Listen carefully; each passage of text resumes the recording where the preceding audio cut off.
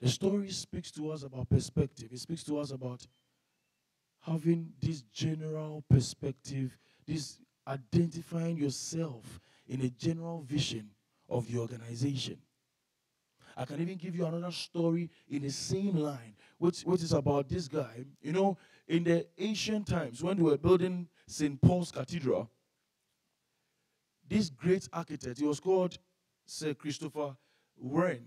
I don't know how to pronounce it properly, but it's W-R-E-N.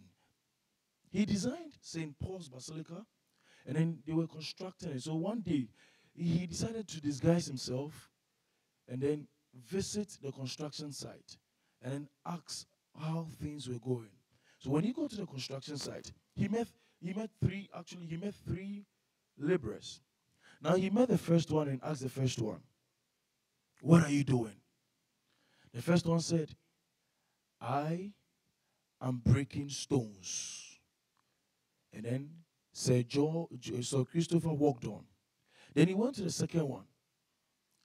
"Hello, my friend, what are you doing?" Then the second one replied, "I am working for 30 penny a day." Then, you know, all this while, all the laborers never knew who Sir Christopher was. They don't know who was the architect. So he walked up to the third guy and asked the third guy, "What are you doing?" And the third guy said, "I am helping Sir Christopher to build a beautiful cathedral for the Catholic Church." Now, these are three perspectives from three different people doing the same work, being paid the same thing, but then they had different perspectives.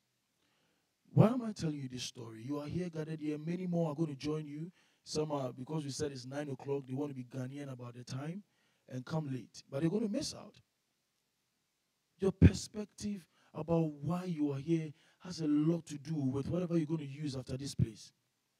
When you leave this place, for us to know that we really impacted your life, it will be seen in the good works you're going to do after this place. One, I don't want to, I love stories, forgive me. If you leave me, I'll give you stories upon stories. But then there's this lesson I learned from this ethicist. He's a rabbi, Rabbi Dessler. He was telling people, teaching them about love. And he said, nowadays, all the love we all have is fish love.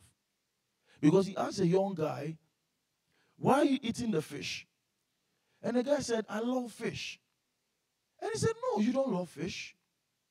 You love yourself. And that is why you took the fish from the water, killed it, cooked it, and you are eating it." And that is the love we have now. People who love themselves, and so they want to do everything for themselves. But what is real love? Real love is what we are going to give you today. Real love is giving. It's not only about receiving. When I give you something today, when Dr. Ellis comes to speak to you today, when David comes to speak to you today, what we are doing is impacting ourselves into you. And because we love ourselves, and ourselves have been imparted into you, we tend to love you. And that's what real love stands for. So with these all these stories I've given, and I've said, and I've spoken about, what I want to conclude is that this is an August function where we want to raise leaders. We want to train leaders. How to talk, how to communicate, how do you brand yourself. Now you have to know yourself. So if you're here, I want you to sit tight. Pull your pen, your paper, your laptop, your iPad, whatever you came with, and enjoy. There's going to be a lunch section. They are going to bring your water, your drinks. Everything is set. Practical time will come up. Enjoy this day and have a clear perspective that I want to do something with my life. And not about, I paid 40 cedis or 50 cedis or 60 cedis, and that's why I'm here, and that's why. No, you will get it wrong. Tell yourself you came for value, and you enjoy the thing. So I want to thank you for your attention, even as I pave way, and use this special opportunity giving me to introduce our first speaker, who apparently, I don't know, those who are late, they would have to pay us for us to give them the videos so that they can get to hear what the first speaker is going to share with us this morning. She is my personal mom. She's my mom. I call her mommy. And she's my lecturer because I am privileged to sit under her teachings in class in business school. The wife of our former vice chancellor, of whom I'm also privileged to have sat in one meeting with him on the SEC Worship Complex. So I happen to know this wonderful couple, and I'm trying to work my way into their hearts gradually. You understand? And so I don't want to waste much time. I want to welcome Dr. Mrs. Florence Ellis, a lecturer at the KNUST. Sorry, sorry, mommy. Sorry, mommy. A lecturer. Sorry, mommy. Sorry, mommy. All right, mommy is still strong. She's going to give it to us. All right. So, mommy is going to give us. Can you give a round of applause for mommy?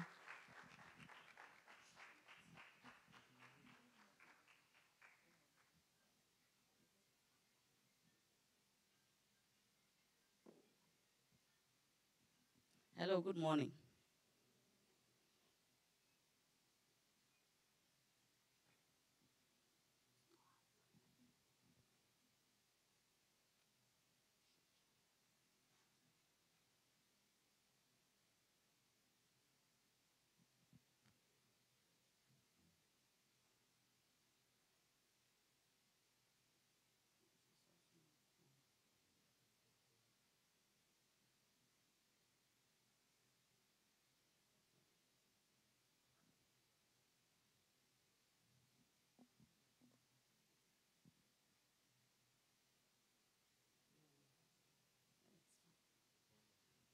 Okay, well, good morning once again. Don't worry, when your slip comes off, that is what happens. So I'm going to go barefoot. I hope you're okay with it. I am okay with it. I hope you're okay with it. Okay. I think it's a wonderful time today that we are going to share together. For me, it's always a privilege to be asked to share the little that I know.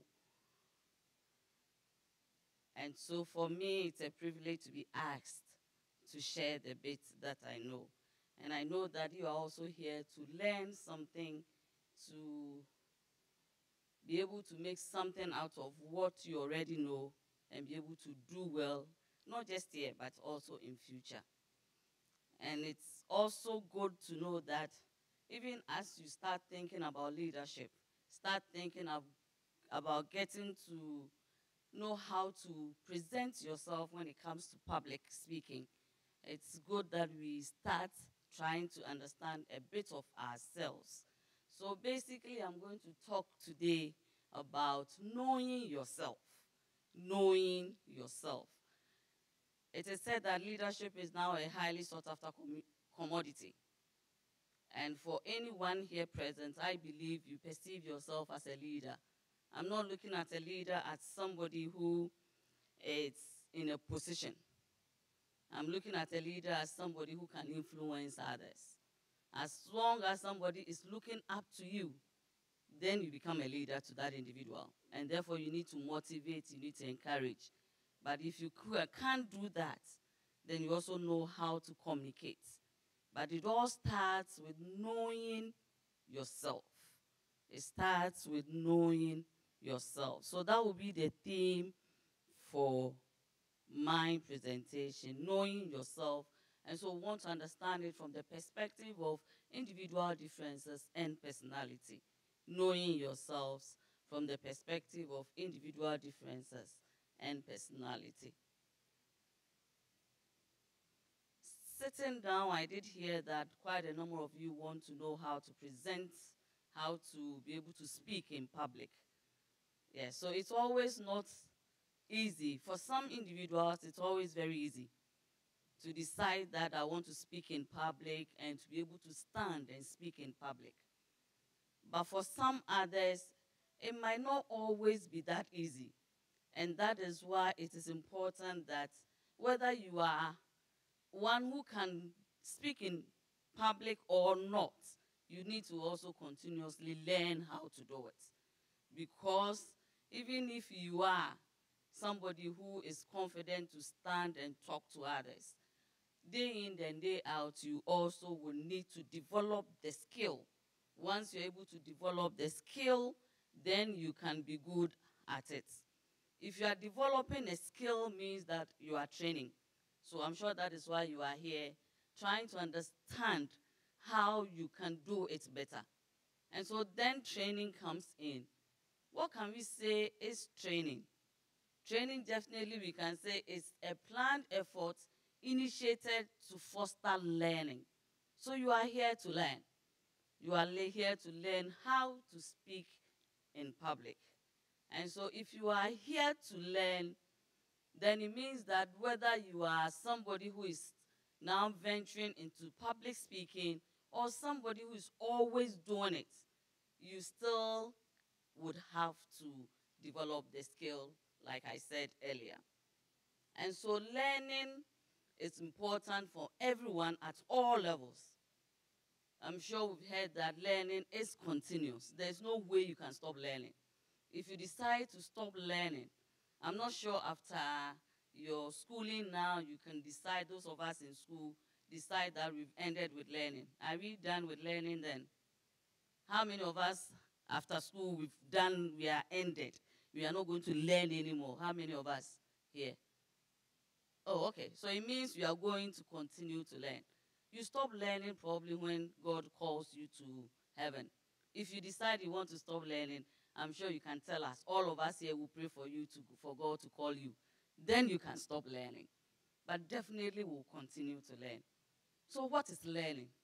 What is learning? And so we are also here to learn about ourselves. But what is learning?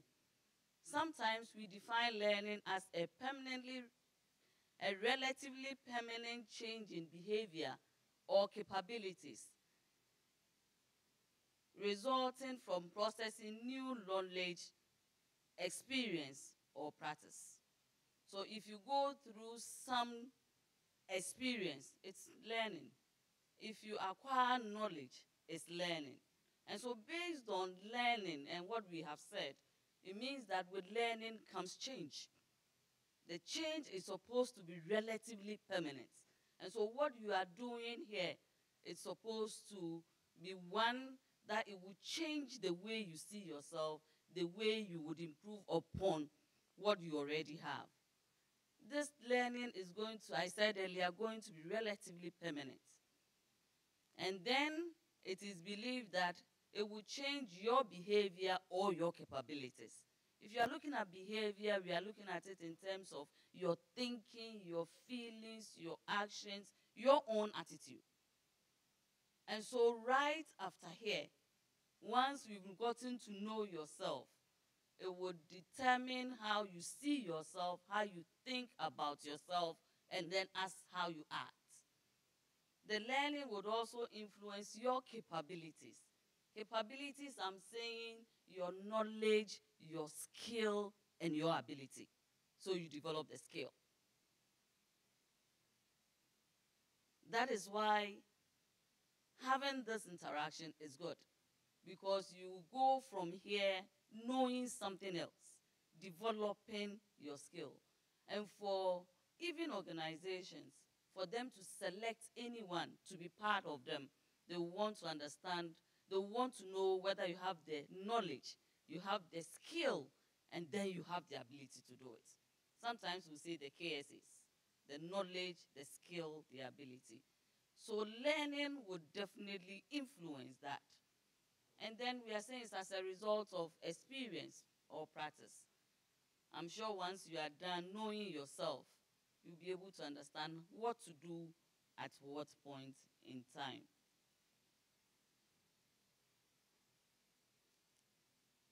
So learning definitely would help you update your own capabilities.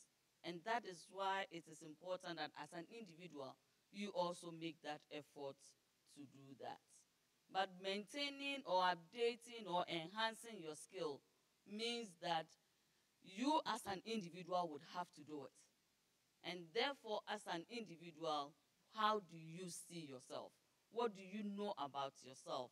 To be able to know your strengths and your weaknesses, and to be able to minimize your weaknesses, enhance your strength.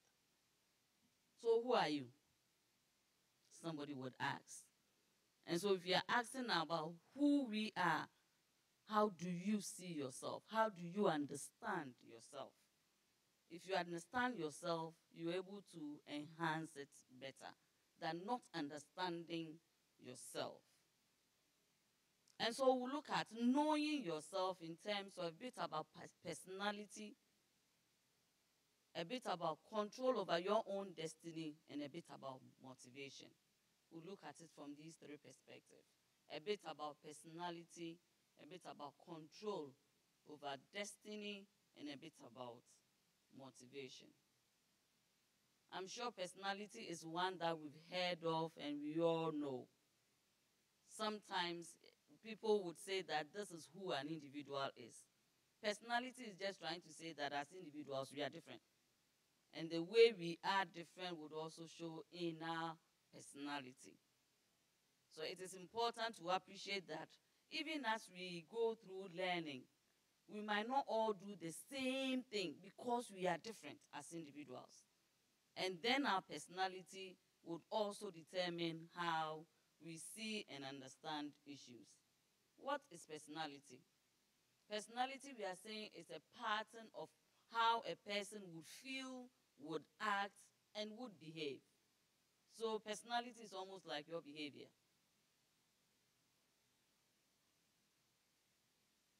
Personality, we are saying, they are those traits that differentiate one person from another.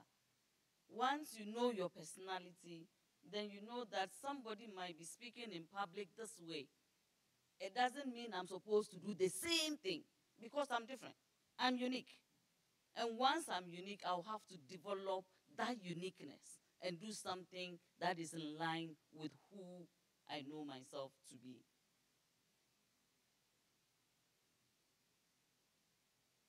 And so sometimes in describing personality, we use certain traits. We are all fond of using traits. We say the person is extrovert. If I'm to ask somebody how he or she would see himself, probably you say, I'm an introvert, I'm a talkative. Some may know, but some may also not know.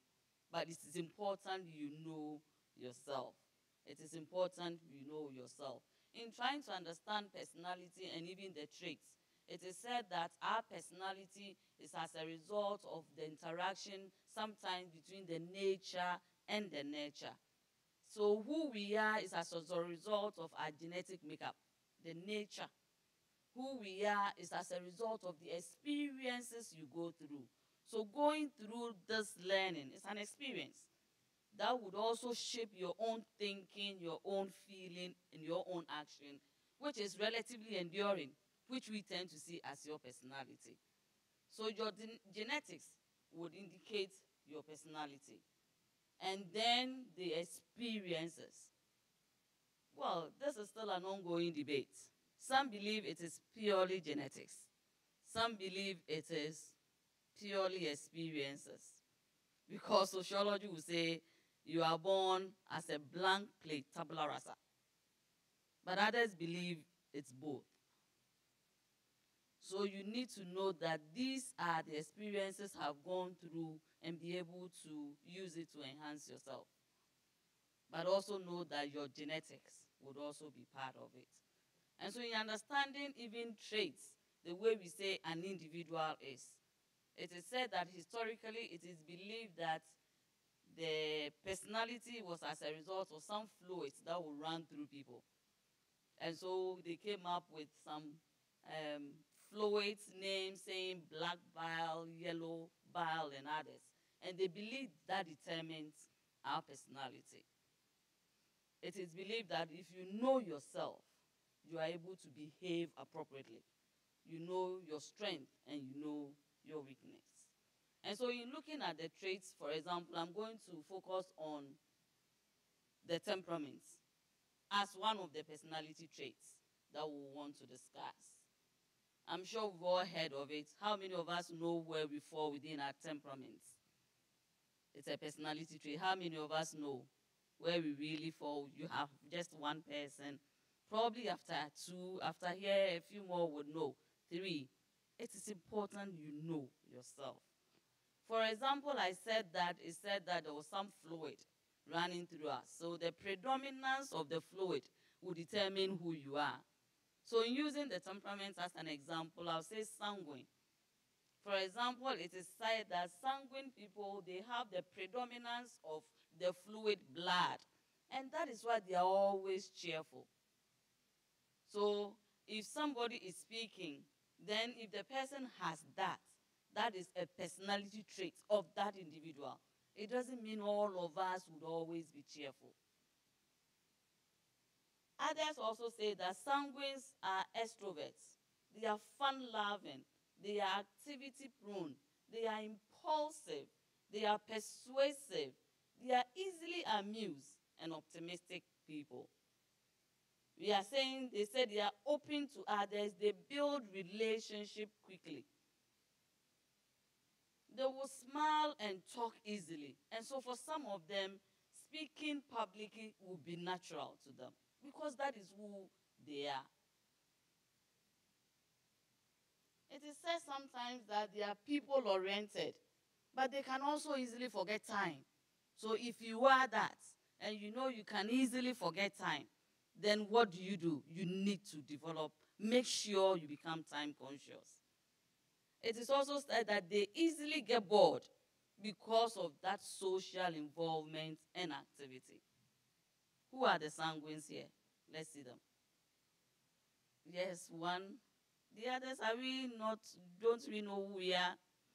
Okay, so we are not sanguines.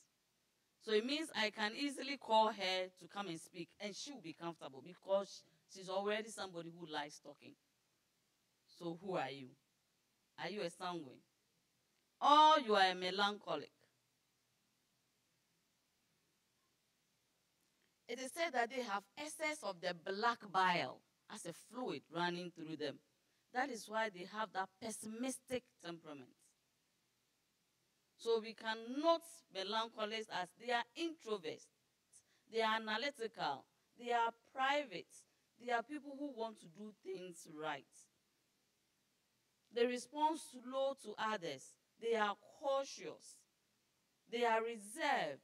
And so it means if you know that you fall within that, then it means you need to identify how you can get out of that being reserved and probably a bit more outgoing.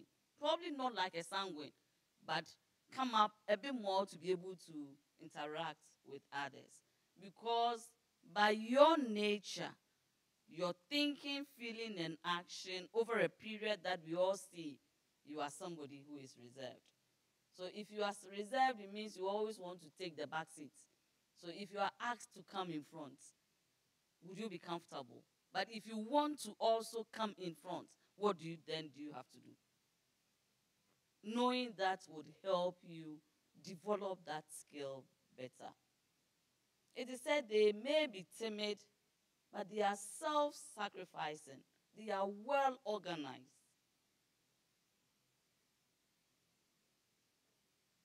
And they would ask specific questions at some time. So who are the melancholics here? Who are they? Where do you see yourself? Okay, we have a few. Great.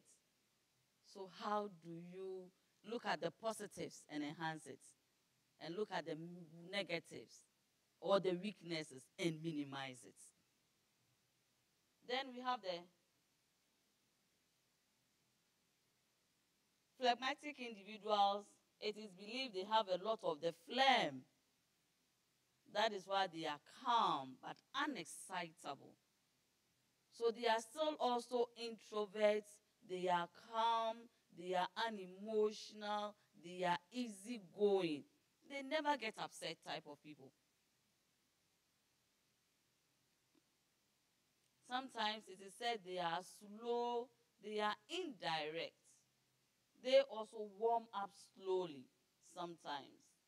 But it is said they are the easiest people to get along with. So if you know you can get along easily, that is an advantage. It means that they don't allow stress, issues relating to stress, to affect them.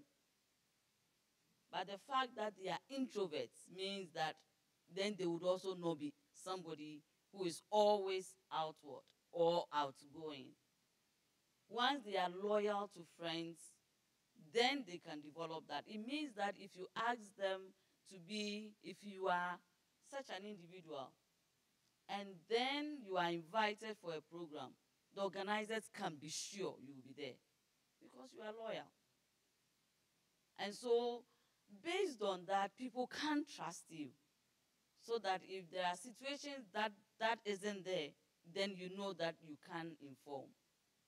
Who are those individuals with a lot of phlegm here? Who see themselves here? Some are still not seeing where they are. What about the cholerics? It says they have excess of the yellow bile. That is why they are bad-tempered. They are extroverts. They are hot-tempered, quick-thinking, active, practical, strong-willed, and easily annoyed type of people. Some will say they are opinionated. And so if they have an opinion, they would say it. So if it is public speaking, and then you are asked the question, do you always have to come up saying your opinion? Sometimes you might need to listen to others and come up with an opinion that includes everybody and not just yours alone. But sometimes it also means that even as you put together all the others, then if you even have an opinion, you can say, that is what I personally think. But it means that you need to listen to others.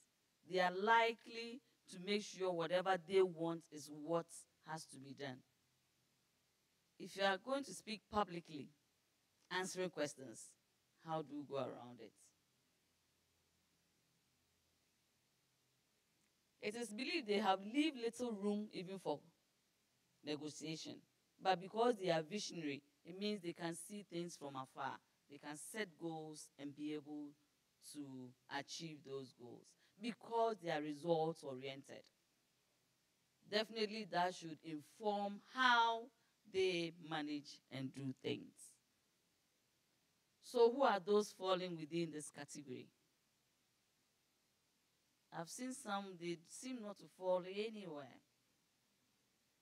Yes.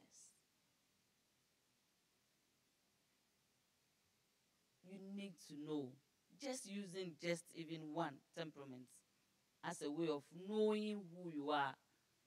And based on that, be able to know this is who I am. And therefore, these are the ways I can do things and not do things. It helps you know what to do at what points, even when you are relating to others. And it would help you not just in the aspect of public speaking, but your whole life. Then even if you are relating to people, sometimes you, from the very beginning, let them know, these are my weaknesses. Is it possible you can help me or draw my attention? Then others can also support you. You need to know yourself. Not just for today, but that will carry you all the time.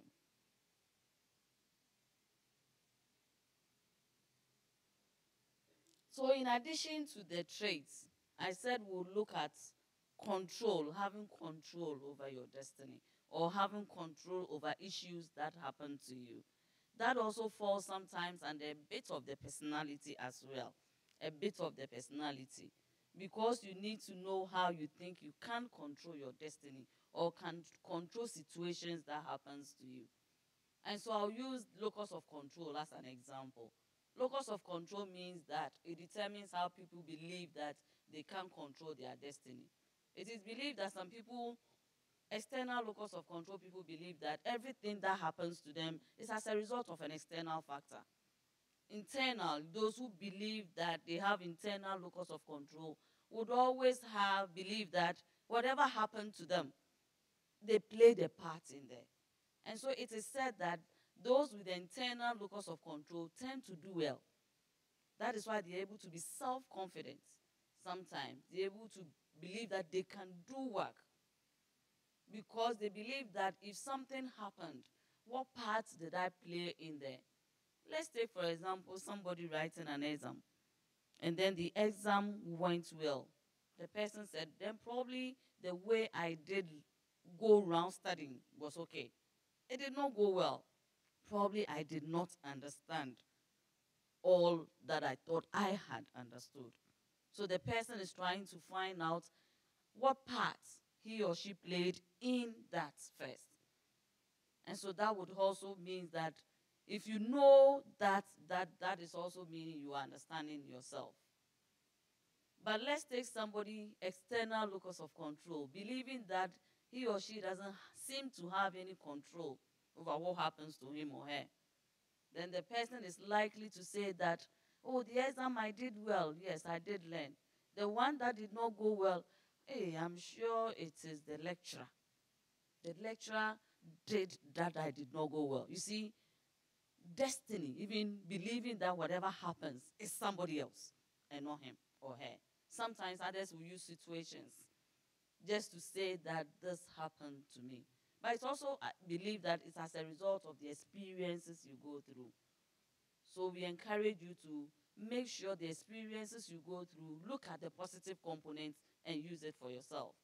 For example, a story sometimes I tend to share with my students. Let's take it that I'm somebody who, based on even with family experiences going through, I believe that I seem not to have control over my own destiny. And so I'm not likely to have that self-esteem because everything is as a result of an external factor. Probably my parents are even saying, I'm not taking you to the village because definitely you would be killed. Anything happens, your parents are saying it's as a result of this. Everything, I grow up with that. I have friends who also believe that. So gradually, it firms up what I'm already believing. And so everything happens, it's somebody or something. Let's take it that still I am that individual. And then I have an opportunity to travel for a short break, for a short period outside the country where probably I've not traveled before. And then a friend comes up and says that, hey, I know you are traveling between us. I know you are traveling. But have you heard this? There's some story I heard of somebody that I think I should share with you. There's this individual that I understand that has always been trying to travel. But this person knows that everything that happens to him is as a result of external factor. Every time he applies, even for visa, he doesn't get it because the women, the older women at the village are always manipulating, doing something. And then at some point in time, had the opportunity to travel. And so this guy was so happy, said, now I'm done. When I go, there's no way I'll try and make every effort to stay because my family members, somebody will say they wear kambu. So it means they do terrible things. They have kambu, so they can run fast. You know those people. And so this guy left. Let's take that the person is using British Airways going to UK. And then got to the airport, checked in, everything was fine, got onto the plane. This guy breathed a sigh of relief. Oh, now I'm going. And then relaxed, slept, watched movies, did all that he could do, decided to take off his shoes like I've done now. And then just when they landed, started looking for the shoes, found one, couldn't find the other. They searched through the whole plane. They couldn't find it.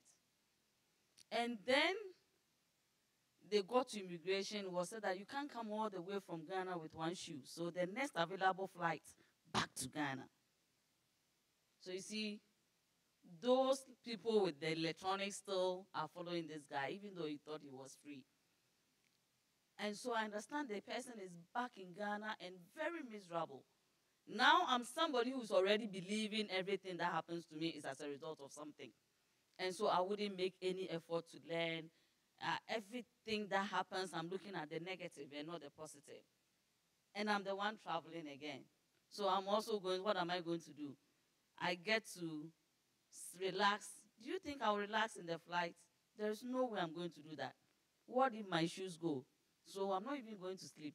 I'll make sure my shoes, they are on and hold tight because I believe I seem not to have control and others seems to be confirming it. It is believed that individuals that have that, It is difficult sometimes for them to gain the confidence that they need to do things because there is always fear. But knowing that about you means that you can change. It means you need to look at things from other perspectives. From other perspectives. Once you believe that there are things that I was paid a part in it, decide that from now on, instead of always attributing it to an external factor, I'm now going to look at what part I played in it to be able to develop my own confidence because it's important. And that is when you are likely to see yourself not as a cat, but probably as a lion. So you can do things. Probably you are thinking, I can't come and stand and even talk because I'm sure by the time I ended, these external people will know that I'm doing well and I don't know what will happen.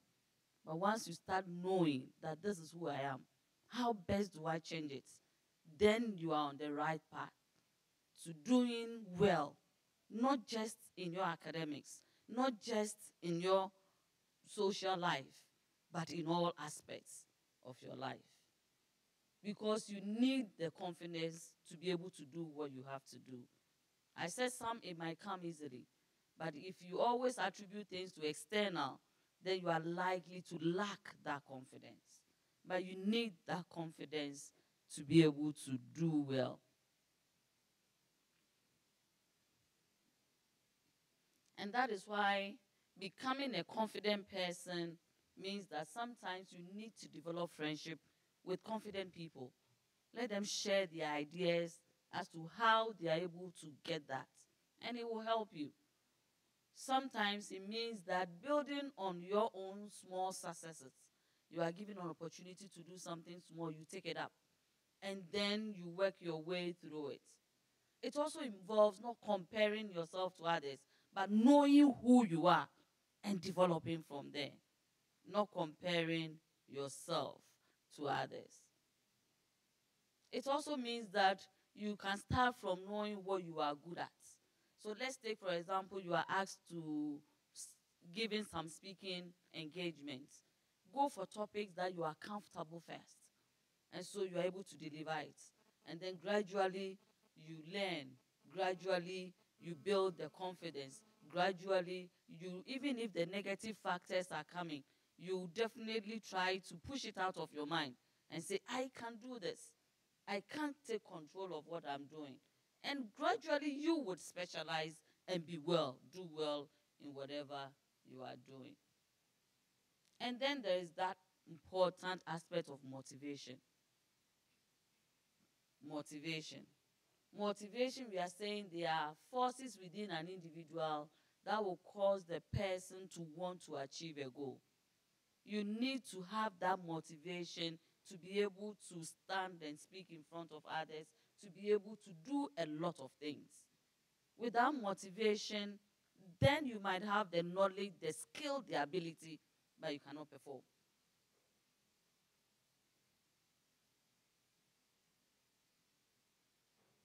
And so we tend to say that people believe that performance is a function of motivation and ability. You have the knowledge, the skill, the ability, you need it. You also have the desire. Motivation, we are saying factors that will move you to want to accomplish a goal. So if you are here and you are not motivated, you can acquire all the skills.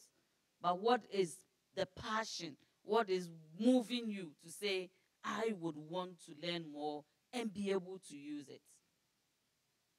So you need the knowledge, you need the skill, you need the ability, but you also need motivations. Factors within you that will push you to want to say, I can't do it, and I will want to do it. And so, for example, when it comes to motivation in practical terms, and even with all the three concepts, organizations would say, can the person do it? Yes, it means you have the knowledge, the skill, the ability. But would the person want to do it? Organizations will look at that even before they pick you and select you. You might have all the knowledge. If they believe that you are not motivated to perform the work you said you would, then they won't select you. Motivation is important. If you have the motivation, you are likely to set goals. I'm motivated to do it. Set goals in achieving them. Probably one of your goals is to start learning about public speaking, which is good. What other goals have you set for yourself? Once you set that goal, factors within you will move you to want to achieve those goals. And so that would help you understand and do well. Because now you know yourself from your personality. You know that sometimes attributing issues to external won't help you. So you see yourself, knowing yourself that I need to change. I need to look at things from that perspective. And then you set goal to do it. Believing in the next couple of years, this is possibly where I should be. Knowing myself and setting the goal, then I can easily reach. Because now I understand who I am. I know my weaknesses. I know my strength. I'm going to work hard at enhancing my strength and minimizing my weaknesses. And that is why for some organizations, for them to even select you, you have to come up with personality tests. Without that, they won't choose you. Quite a number of organizations outside the country, you would have to, and they use Myers-Briggs a lot, a number of questions trying to determine who you are. If they know who you are, then they will know whether you fit into the organization or not. Some organizations are even using handwriting tests, graphology, as a means, as a selection process. So during the selection of employees, they will ask you to write something. It is believed that your handwriting determines even your personality. The way you cross your T's, you dot your I's. And so somebody was saying that when Trump became the president, he changed his signature because he wanted people to see that he has that confidence. He's another person. See him in another light. Your handwriting can determine who you are. Somebody should look at your handwriting. We have experts who can look at your handwriting and categorize you within the four, whether you are a sanguine, whether you are what? Handwriting. It is not surprising that some schools in Ghana, from even the very beginning, would ask children, the students, the pupils to write in a certain style. I'm sure you know that. Because they are believing that once you develop that, you are developing the personality from that young age. Because it's an experience the child is going through. By the time the child is older, it would lead to the child having that confidence to do things. Handwriting. Some organizations use it to choose wanting to know your personality. So it is important that we understand ourselves. Because for us to succeed, we need to know who we are. Looking at just a bit of the personality, the internal factors, external factors, and motivation, it would help us to know that for us to be successful, we need to understand things from these perspectives. It is important we know ourselves. And especially now that you are here to learn or go through the skill of standing in front of people and presenting, you need to understand yourself. For example, just understanding ourselves using our days of birth. Just trying to understand ourselves by using days of birth. So who are the Monday borns here? Sunday borns here? Sunday. It says Sunday people are patient. Are you patient? They are confident. They are helpful. They are smart. It said they are most influential. Once you know that, develop that even more. Who are the Monday borns here? Okay, Mondays, it said you are graceful. But there's a negative. They seem to be too known. So it means you need to minimize that.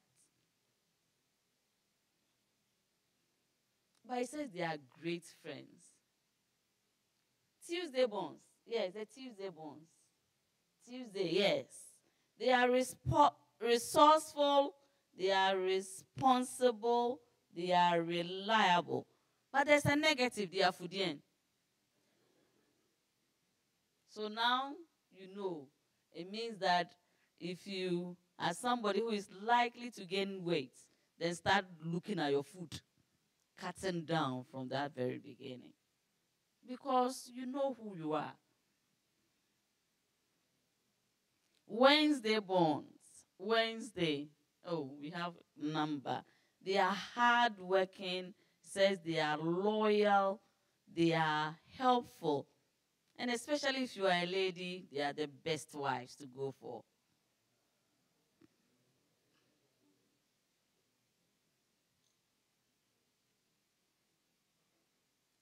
The Thursday bonds, Thursday. Okay. Says they are confident.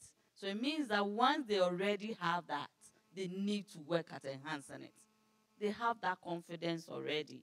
They are intelligent, they are optimistic.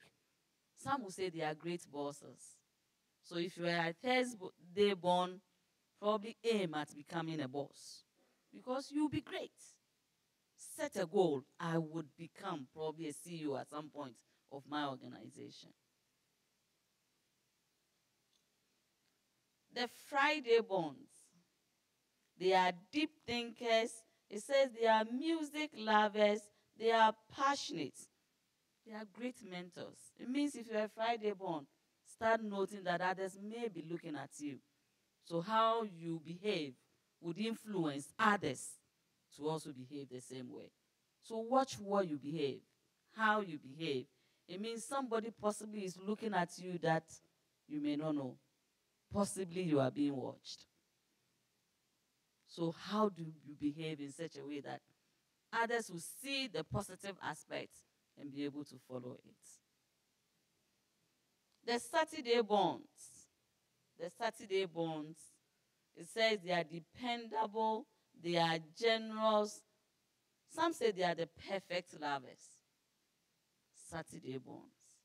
This is just even telling us days of birth based on the fact that we are born on a certain day. It's telling us who we are. It is important we know. So based on just little that I have shared, who are you? Thank you.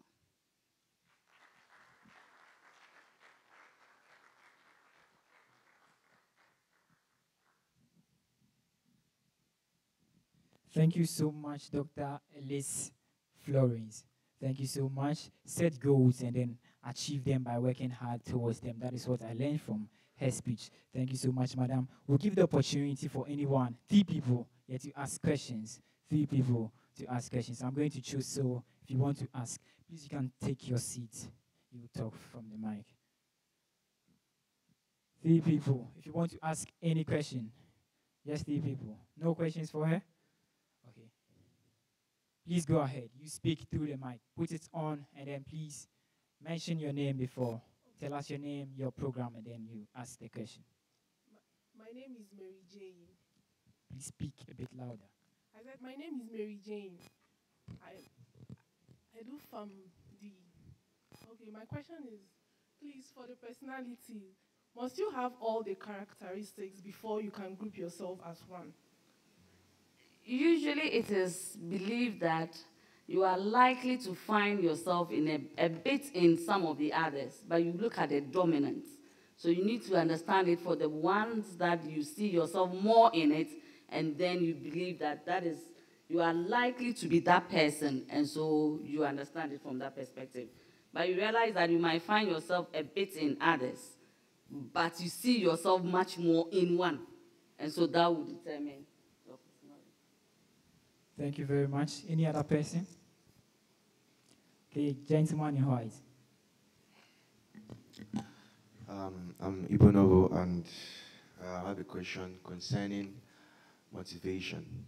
So I wanted to ask, are there, or let me put it this way, what are the conscious efforts and plan methods that can be used to develop your motivational skills?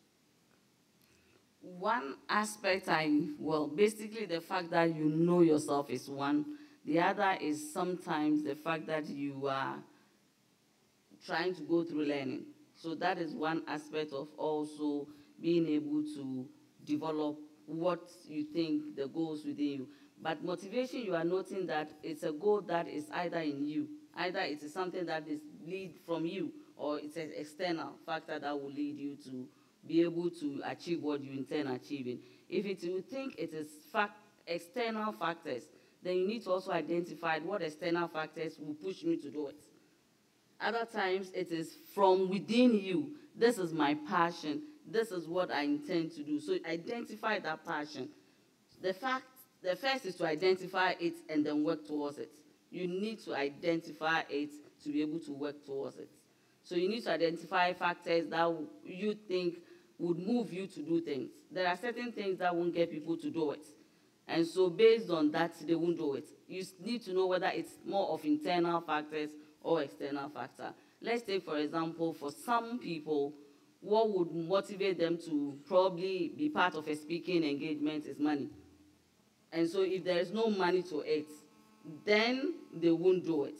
But if you know yourself that it is money that is driving you, and you don't want to always be conscious of that money, then you yourself would have to decide as to periods that I will go in for money and some periods I don't have to. So it will be learning, it will be acquiring skills, but more of it as well being something that you would want to do. Okay. I want to ask, how do I effectively transfer my my passion or my belief to someone? Like, how do I effectively use my motivational skills, like to challenge? Are there some questions, offensive questions or defensive questions, to get people to be on the same line with me? Like, that's what I mean. I mean, when I'm speaking to an audience and I want to challenge them, should I be more of like setting out, asking questions that will really challenge them, or I should just be on just mere talk or mere information or something like that? It's still, you cannot have one style of trying to ask questions or trying to get people to understand what you are doing. That is what I'm saying. You need to know yourself and be able to use that. Because somebody might be using questions from the very beginning, but that may not be who you are. So you would have to identify that this is what I'm good at. This is the way I think things should be done. And then you learn as well. You read. You learn to do things. So sometimes by watching others, you are able to pick ideas. Sometimes by sitting in seminars or courses, sometimes even in class, pick ideas. So you need the ideas to help you go through. You see it as an experience and you learn. But mostly it should be you. So we can't have one format and say that if you want to get some message across, it should be this and that and that. Because we are individuals, that's what I've said.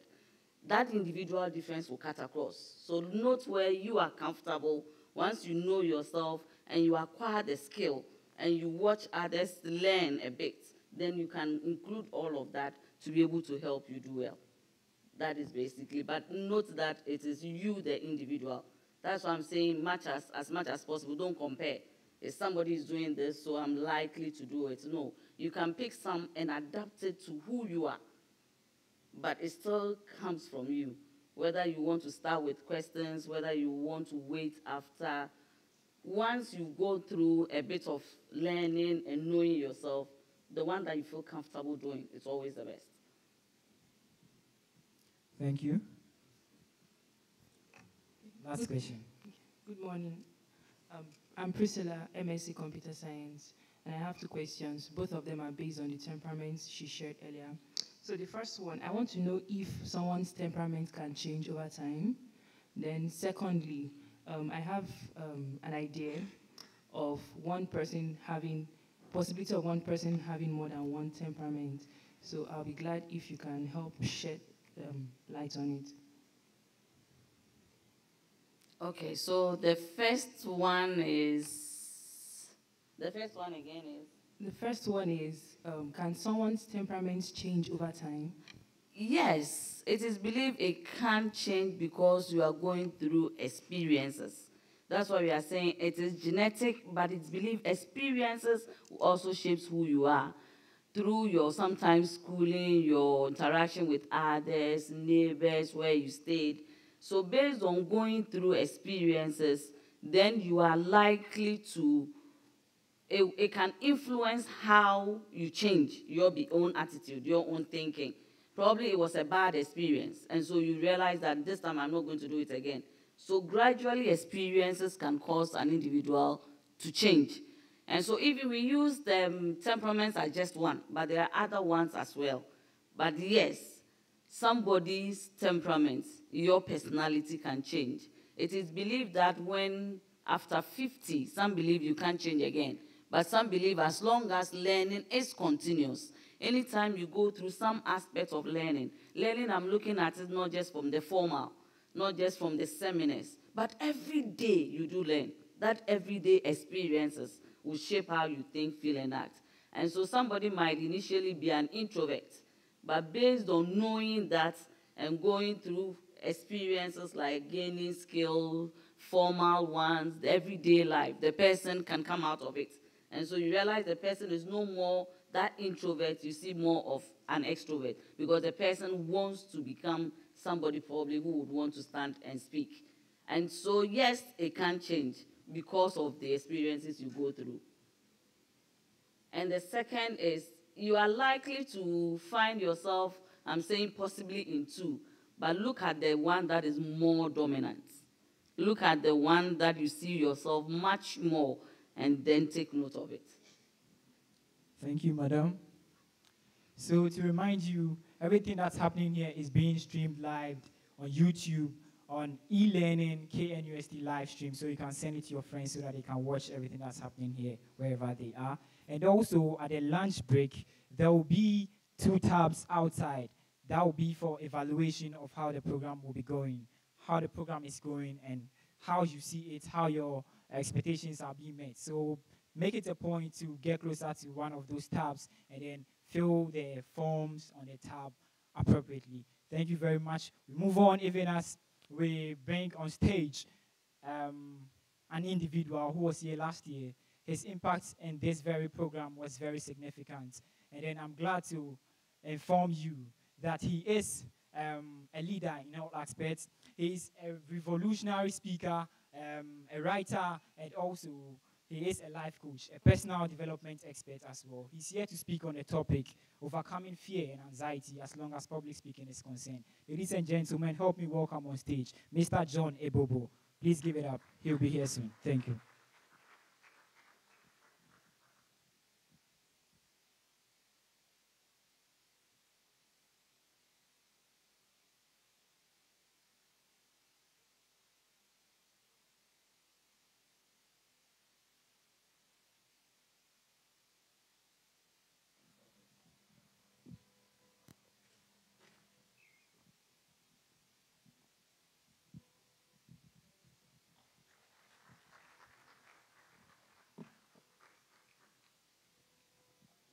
Good morning. Good morning. I want to thank the organizer of this program. It's a very wonderful opportunity for me, one I don't take lightly. Let's put our hands together for them, please.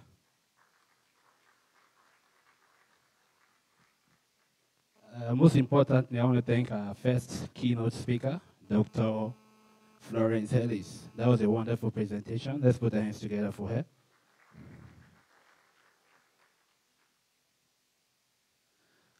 For my presentation, I had Wednesday women are fantastic wives, right? So if you're Wednesday born, please, you meet me outside after the presentation. Huh? We have a lot to talk about.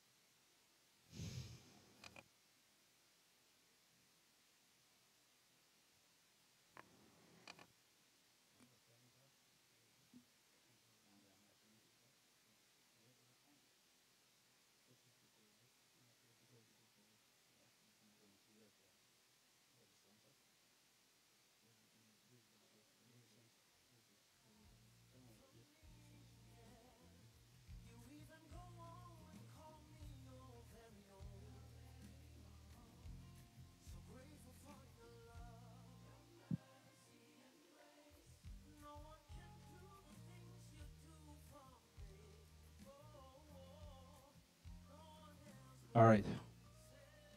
Once again, good morning, and I welcome you all. Please put your hands together for yourself for being here. How many of you have been in a situation whereby you heard someone talking and you just want them to shut up? Someone is trying to communicate to you, and you just want to tell them it's okay, it's okay. You can have your seat. How many of you have been in a situation like that? Why? It tells you communication goes beyond what? The usage of words. Would you agree with me? Yeah, communication is not about saying a lot of things. How many words do the average human use in a day? I just gave the answer with you. 16,000 words. And how many of those words make sense?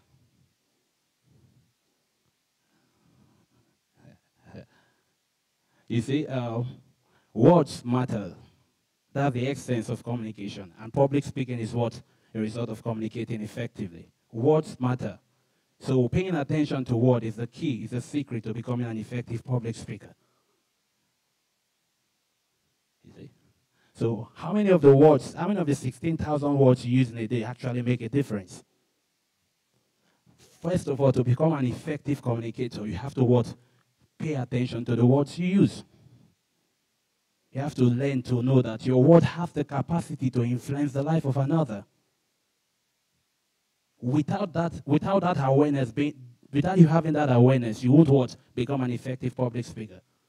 Because public speaking primarily is about influence. The words you use can either make or break you. And when you talk about communicating, there's a difference between speaking and there's a difference between connecting. So connecting is at the heart of what? Effective public word speaking.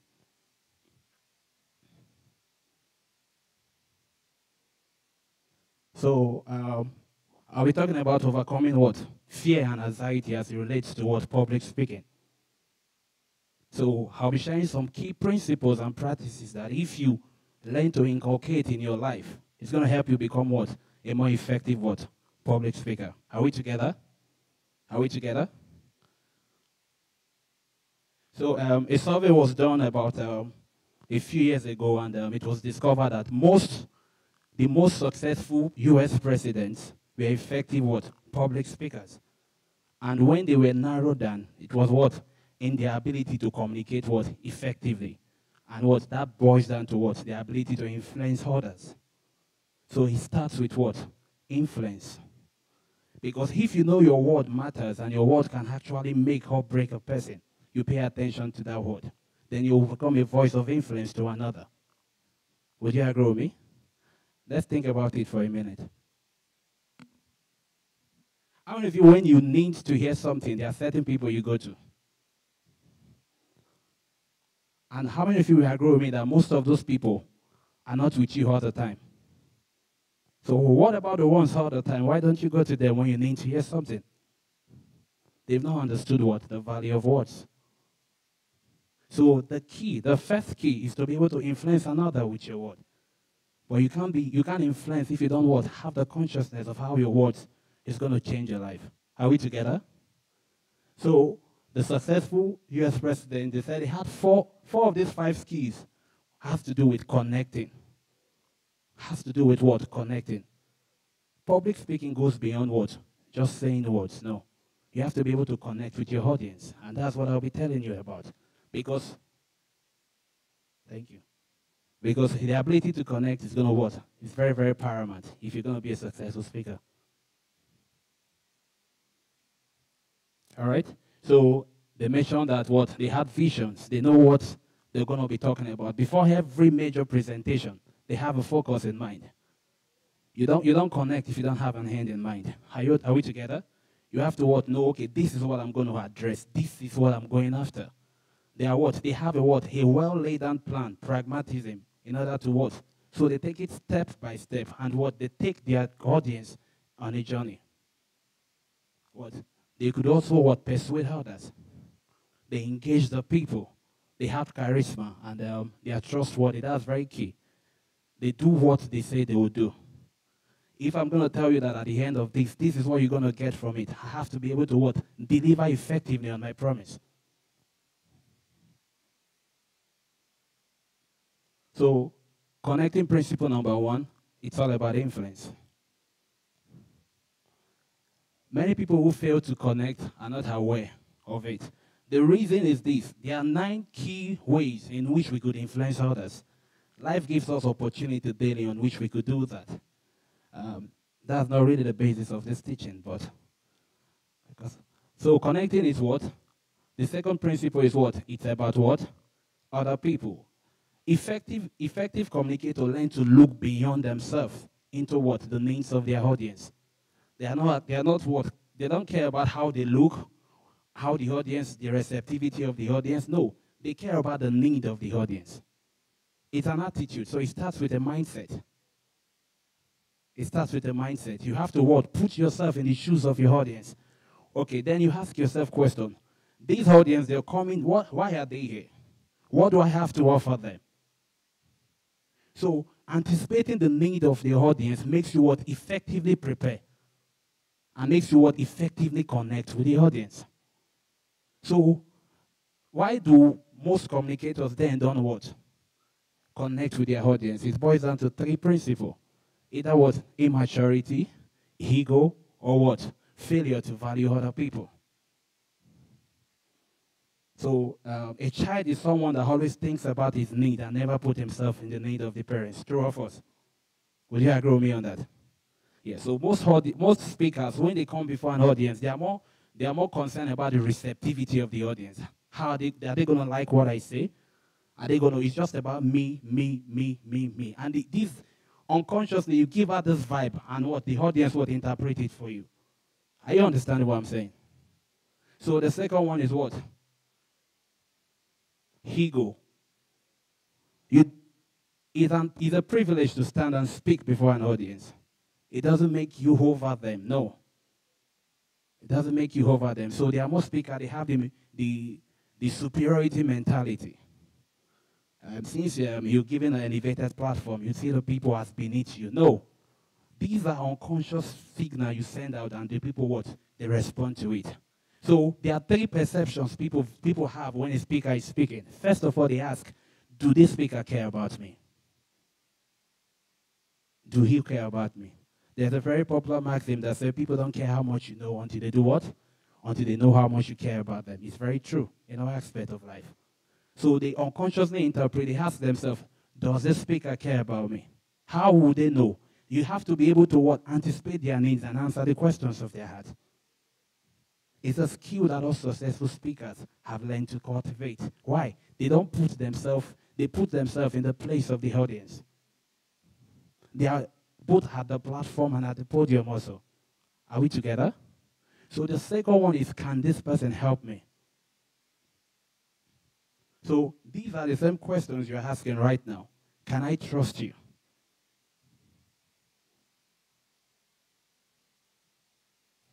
So the third principle is that connecting, communication go beyond what?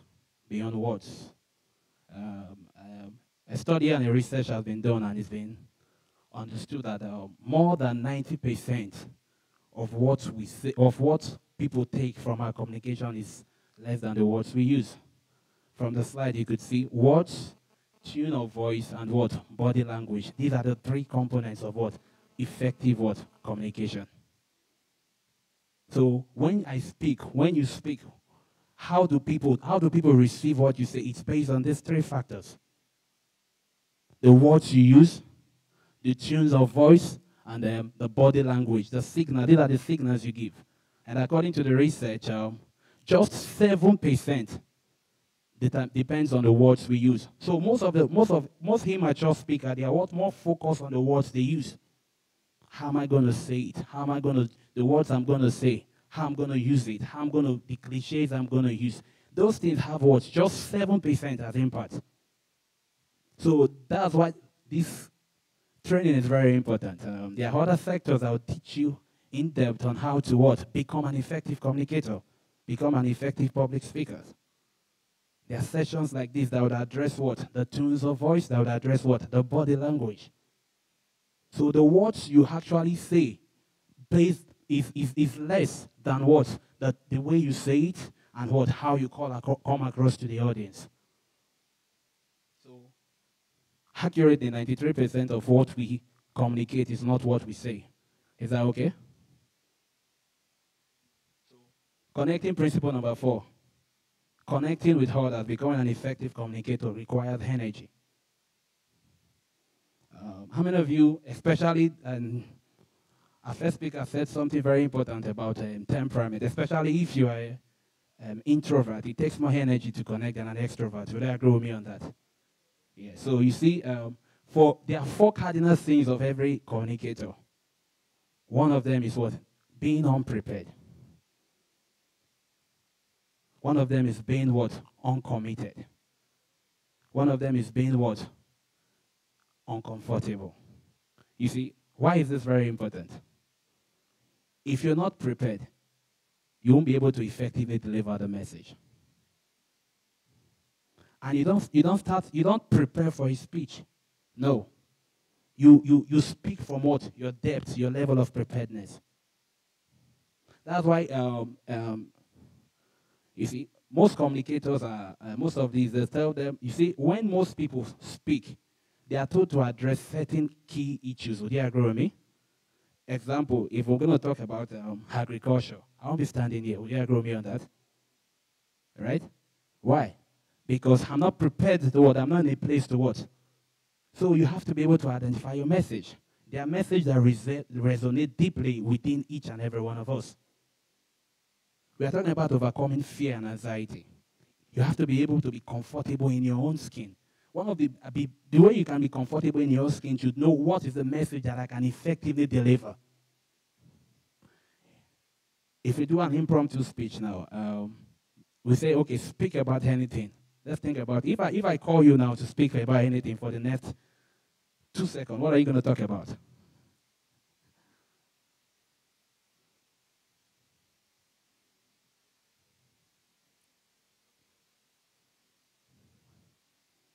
The reason why we're here. What about you, sir? What would you talk about? I'm just choosing a topic and start talking about it. Well, would you agree that there are some topics you know more of than some certain other topics? Would that be the strong suit on which you should base your message on? That's the key. Effective communicators, they know their message. So the message determines their audience. Everyone is not your audience. I won't be in an agricultural forum. What am I doing there? Do you understand? Effective communicators know their message. And also, uncommitted. Uncommitted, talk about passion. There are some messages that resonate with you passionately. So you don't just say words. You commit to what? Learning more about it. You commit to research. That's what gives you an authority to speak about that topic. Does it make sense? Also what? Uninteresting. If the topic does not resonate with you, it's almost like the second one. You're not going to deliver it effectively. So 3 of these has to do with a lot of energy. Because it takes energy to prepare. It takes energy to what? Stay committed. It takes energy to maintain your interest in the topic and in your audience. And you have to what? Understand your message to be comfortable in your own skin. So connecting requires what? Initiative, clarity, patience, selflessness, and what? Stamina. So it's more of what? It's skill than what? A natural what? A natural response. It's not something that what you. There are very few people that are born with the ability to communicate effectively. It's something that is learned over time, and it requires what? Certain level of practice and what? Certain level of discipline.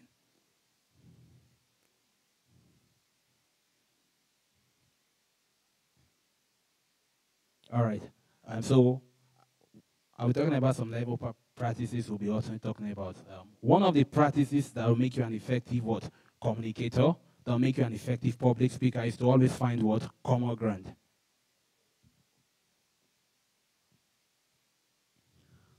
Most of us fail to find common ground. You see, before you speak and relate with an audience, get a common ground.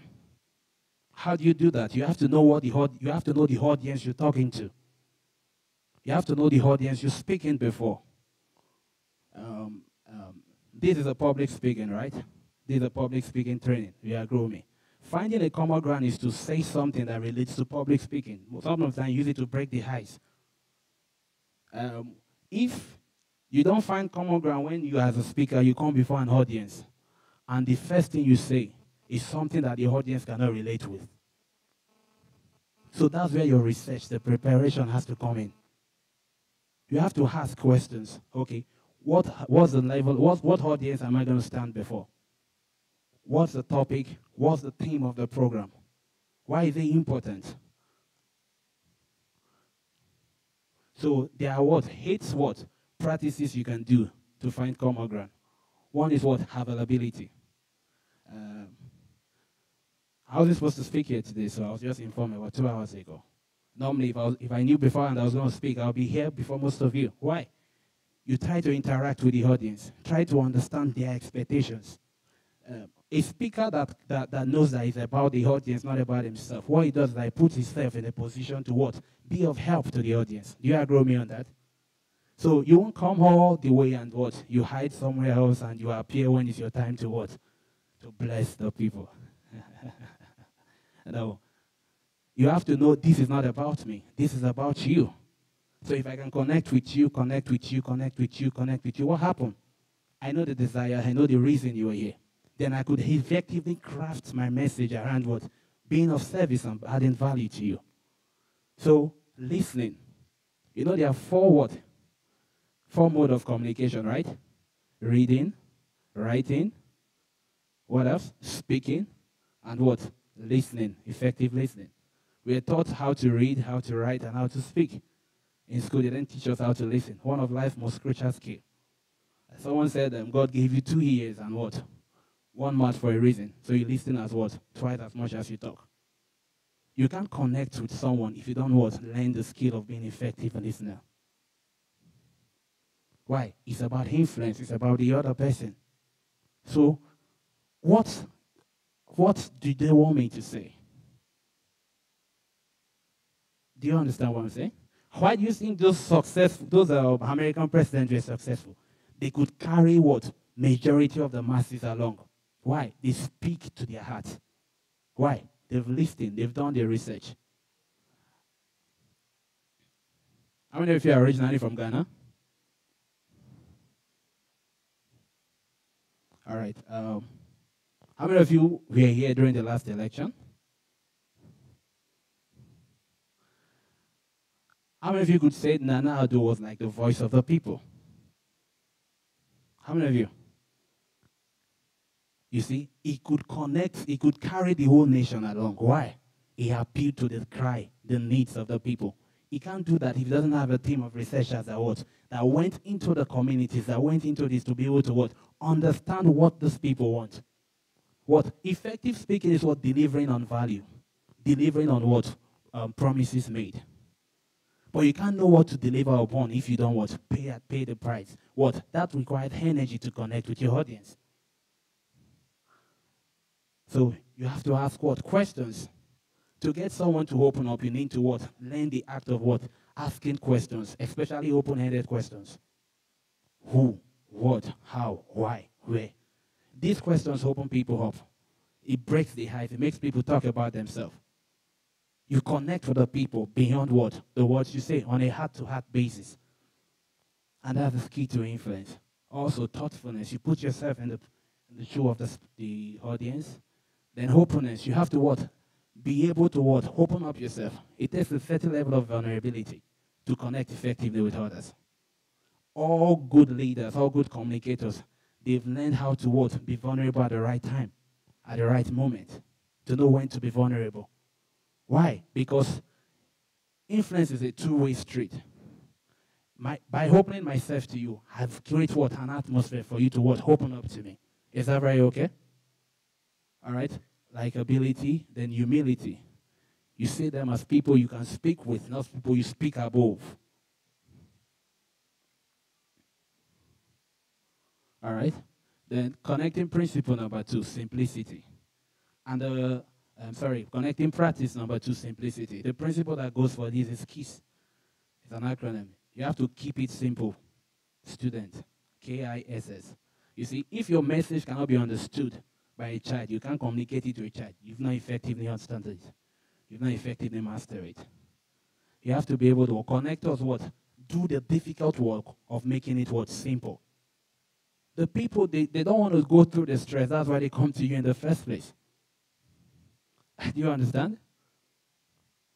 So you have to what? You do the difficult work to make what? It easy for the people, the audience. So there are 4 components that you can use in what? Communicating effectively. Humor. You see, sometimes humor is a good icebreaker. Once you get an audience to laugh, the likelihood of making them laugh again increase what? Drastically. But if you're not good with humor, I suggest you don't use this. Because most people, they are humor. Before you get to the end, the audience have left you. So, with humor, I would suggest what you have to be what? Timely, you have to be concise. You don't start putting story before the audience will start asking, what are we talking about? Are we together? All right, so you speak from your heart. Heart talks about passion. You talk about things you're passionate about. With passion comes what? Abundance of emotion. You have to be able to connect on an emotional basis. Then you have to be able to what? You have to give the people, the audience, hope. You have to be able to help them. As hope and help comes together, it's like a solution. You should craft your message about what? Delivering what? Value. You should craft your message about encouraging the people. Craft your message about what? Giving them what? Solutions. Are we together? So, act of simplicity. So, these are the acts of simplicity. The one you talk to the people, you don't talk over them. It's very important you know that. It's just an elevated platform. Are you understanding? So for you to be able to talk to the people, you have to understand what each of everyone has what intrinsic value. You're just an authority in maybe the area you're talking about. Are you understanding? I think it was Ralph Waldo Emerson that said, he said, everyone is a walking encyclopedia. He says, so I learn from everyone. Do you understand? So you have to be able to, brevity is very important. You don't take the speech longer than necessary. You don't take it longer than required. You have to keep it short, concise, simple, straight to the point. So you have to what? Repetition is also very key. Repetition is a matter of deep and lasting word impression. You have to repeat the key, the integral part of your message so that what? It can sink into what? The minds of what? The audience. So you have to say it very clearly. Don't be ambiguous. Don't say what you can't defend. And don't say things you don't understand. You know, some speakers, they like to what? To wow the audience. And they say things that they can't defend. And they use grammar out of context.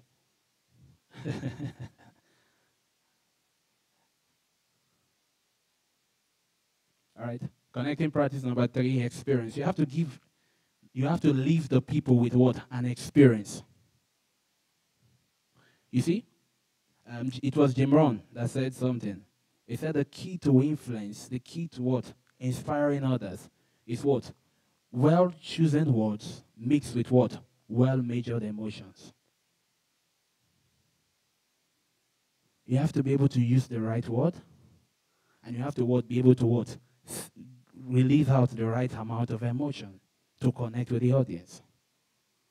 If you speak words that is not backed with emotion, you become what? Mechanical. If you use emotions and you don't have the right words to there, you become what? Like a crybaby.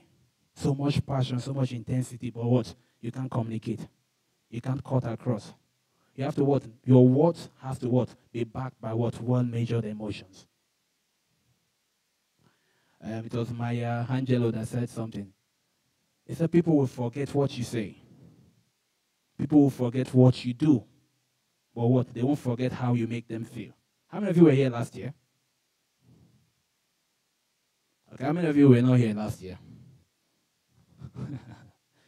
All right. So, the basis is this. Most of you would have forgotten what was taught last year. But the experience is why you're here again. Your experience is what you serve to your audience that recommend you for what? Another presentation. So how do I give these people an experience? How do I leave them with an experience? You see? What's the mindset? People-centered, right? How do I leave them with an experience? Connecting is not about you. It's called public speaking, not personal communication. Are you understanding? So the idea is what? I'm talking to the public. So what do the public want to hear? So if you are so centered around yourself, if you are too centered, you start what? You start what? Losing connection with the audience. So you learn to give people experience. You involve them in what? The discourse. You ask questions. Because sometimes when you make a point and you feel you've not communicated what, you involve them, you ask questions. So from their reply, you know how to what? Lodge in what? The next point. Is that very clear? So you learn to capture people's interest from the start. Like what did I do? I built on what? The communication of the last speaker, right? I listened to her. She was saying something about Wednesday born being what? The best wife. So what was my opening statement? All the Wednesday borns should wait for me outside after my presentation. Why? We have something to talk about. Automatically, what does that do? He breaks the ice through of us. So it makes the audience know you are with them. You are not here to instruct them. Are you understanding? All right? So you keep saying it, so you speak. So it sticks in the mind of the audience. All my communicating here this morning is built around the principle. I don't know if you have been able to detect that now. What is it, madam?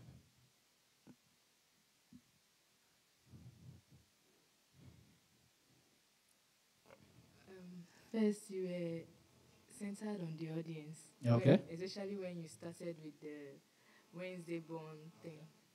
Yeah. All right. So, is there any other person that want to say something? What do you think I've been trying to build around things?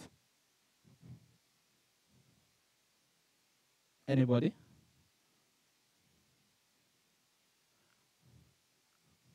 Sorry, yeah. You're trying to talk to us and not talk above us. Right. So, from all they say, what can you glean so far? It's not about me, it's about you. It's not private speaking.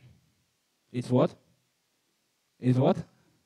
It's public speaking. So what? Your mindset, you have to appeal to what? The needs of what? The public. That's what makes effective leaders, because effective leaders are effective communicators. Because what? Communicating is be able to what? Persuade others to move in a certain direction through us. That's what leadership does. Are we together?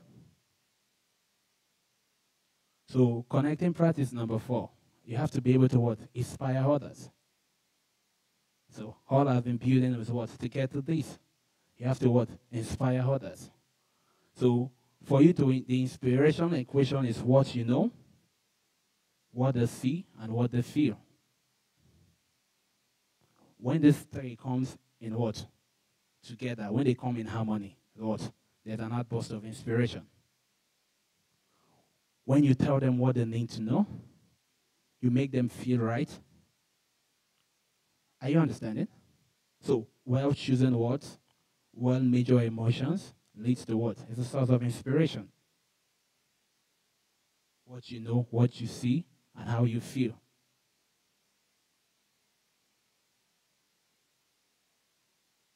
So what do people have to know? That they have to be able to tell that you value and you understand them as an audience. All right.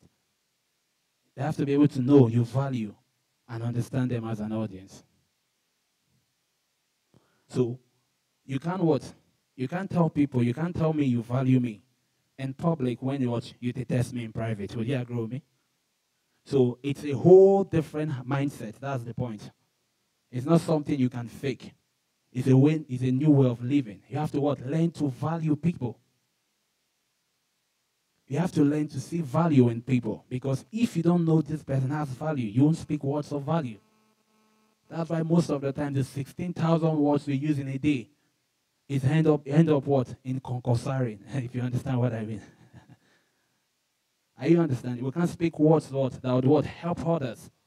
So you'll be with me morning to night, but when I need solution, I have to leave your presence. Why? I don't see value in you. Do you understand? So what do people see? Your conviction. They need to be able to know that beyond the words you say, you're convinced about the message you're speaking. That's why you don't teach about something you have no idea about, or something you're not personally convicted about. If you tell me to speak about the danger of meat, I'm not going to do that. I believe meat is good.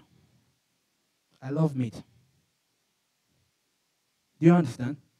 So you won't find me in a vegetarian conference, except they're serving meat. Do you understand? Because I'm not convicted about the message, so I'm not going to be a part of who to what spread it. Because they look beyond the words you say, they can what? Also, your conviction is what? Is transferable.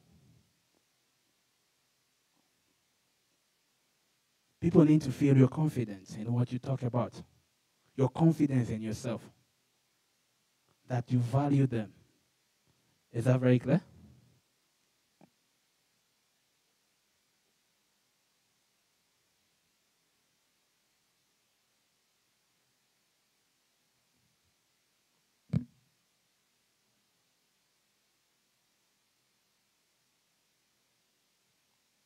Please, can the organizer help me with this?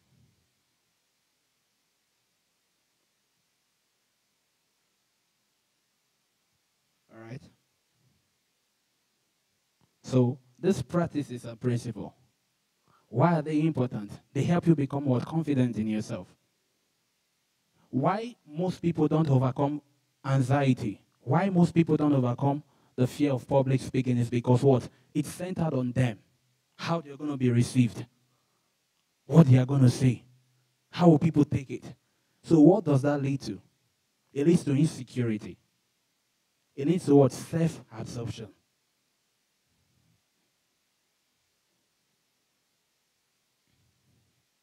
All right? So connecting principle number 5. You have to have what? Credibility. That's talking about personal integrity. What you say before your audience should be how you live away from them. Because you don't know all the faces of your audience, right? And you don't know which of them stay very close to you, right? So you say something and what? It doesn't conform with you. It damages your integrity as a what? Public figure. So you have to live a life that is congruent to what? The message that you speak. You have to learn to what? Live what you teach. So credibility checklist, all right? So you have to be committed to what? Connecting with the people. You have to what? All right. Okay. So you have to what? So these are you could ask, I could leave the slide with one of them. We're short of time. So I'll talk about authenticity. You have to be the message. You have to be comfortable in your own skin. It's good to learn great public speakers. It's good to learn about a lot of people. But be comfortable in your own skin. Learn your own pace. Learn how you communicate. Don't shout because the other speaker shouts and get results. Are you understanding? Learn to go with slowly, if that's what's okay with you. Speak rapidly, if that's how you can connect with others. Be comfortable in your own skin. Become what? A student, not a follower of other communicators. Learn from them, apply them, and maintain what? Your uniqueness. All right? So, the recap of our discussion so far. Connecting really is about what?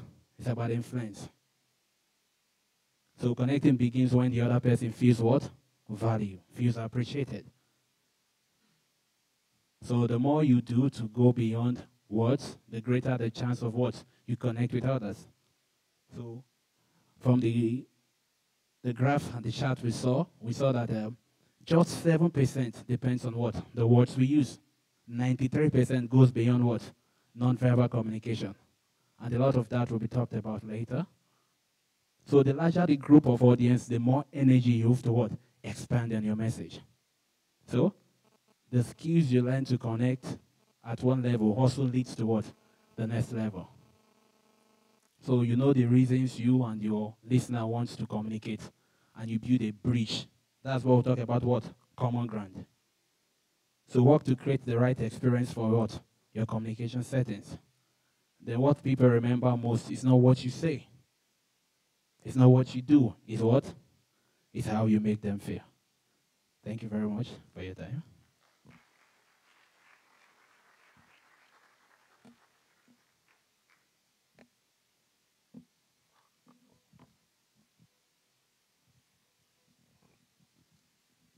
Thank you very much, Mr. John. Please hold on. We'll give the opportunity for two people to ask questions. Two people to ask questions. Okay, anyone? Okay, please put on the mic and then speak. Okay, I'm Ibrahim. Talking about being pragmatic. You see, you're on a stage. The only thing that you have is your hand, and that's the only movement you can make. How far can you go with that? Being pragmatic. Thank you very much, Mr. Ibrahim.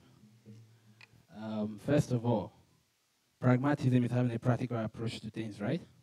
And from the slide, you see it's just about 7% of what you say. Depends on the words you use. So pragmatism means, okay, if I'm going to make a particular point and I want it to stick in the mind of my audience, I have to have certain gesture to buttress my point.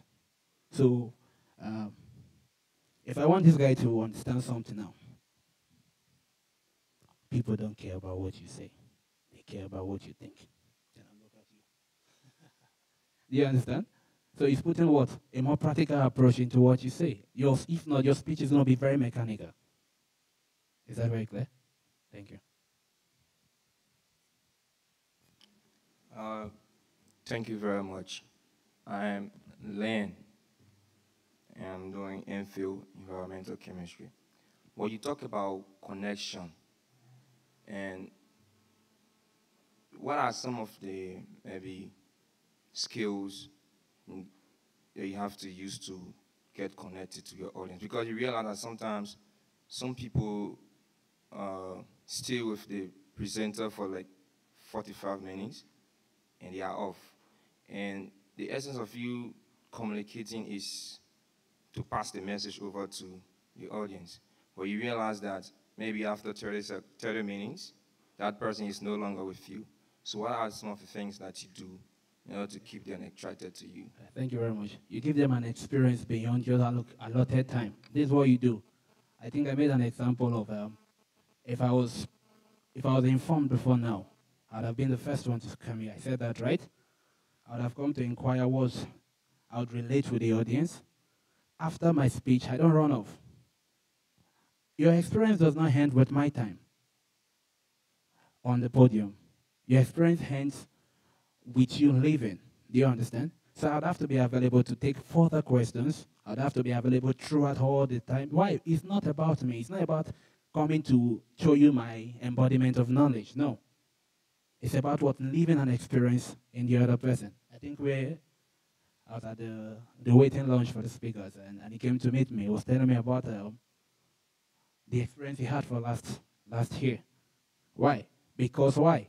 It's not, he might have even forgotten most of the things we said, but the experience was what resonated with him most.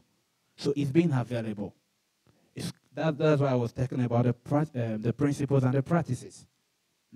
You make sure that when the audience needs you, you're there. You don't just speak, so you interact with them before, during, and after your presentation. Is that very clear? Thank you very much. Thank you.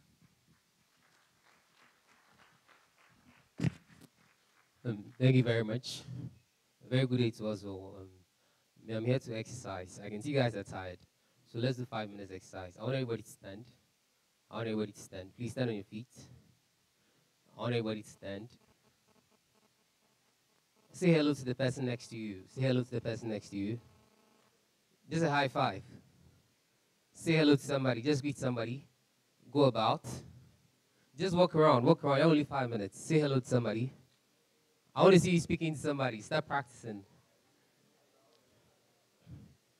Please stop mingling. Mingle around. Mingle around with the guys and girls.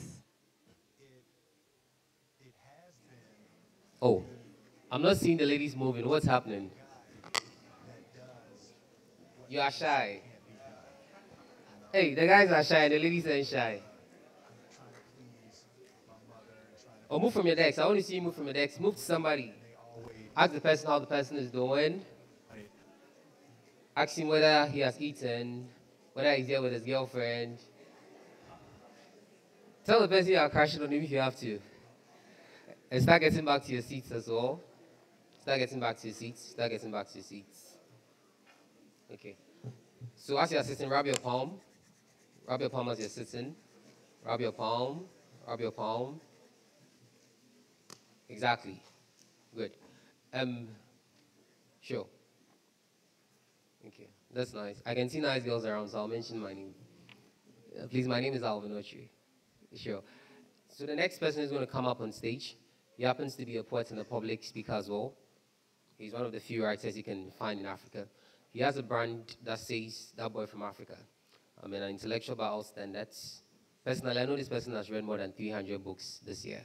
It might be surprising though. His name is Mr. Julius Kofiako. So Mr. Julius Kofiako, wherever you are, get closer, your audience are waiting for you. Please give him a hand as he walks on stage.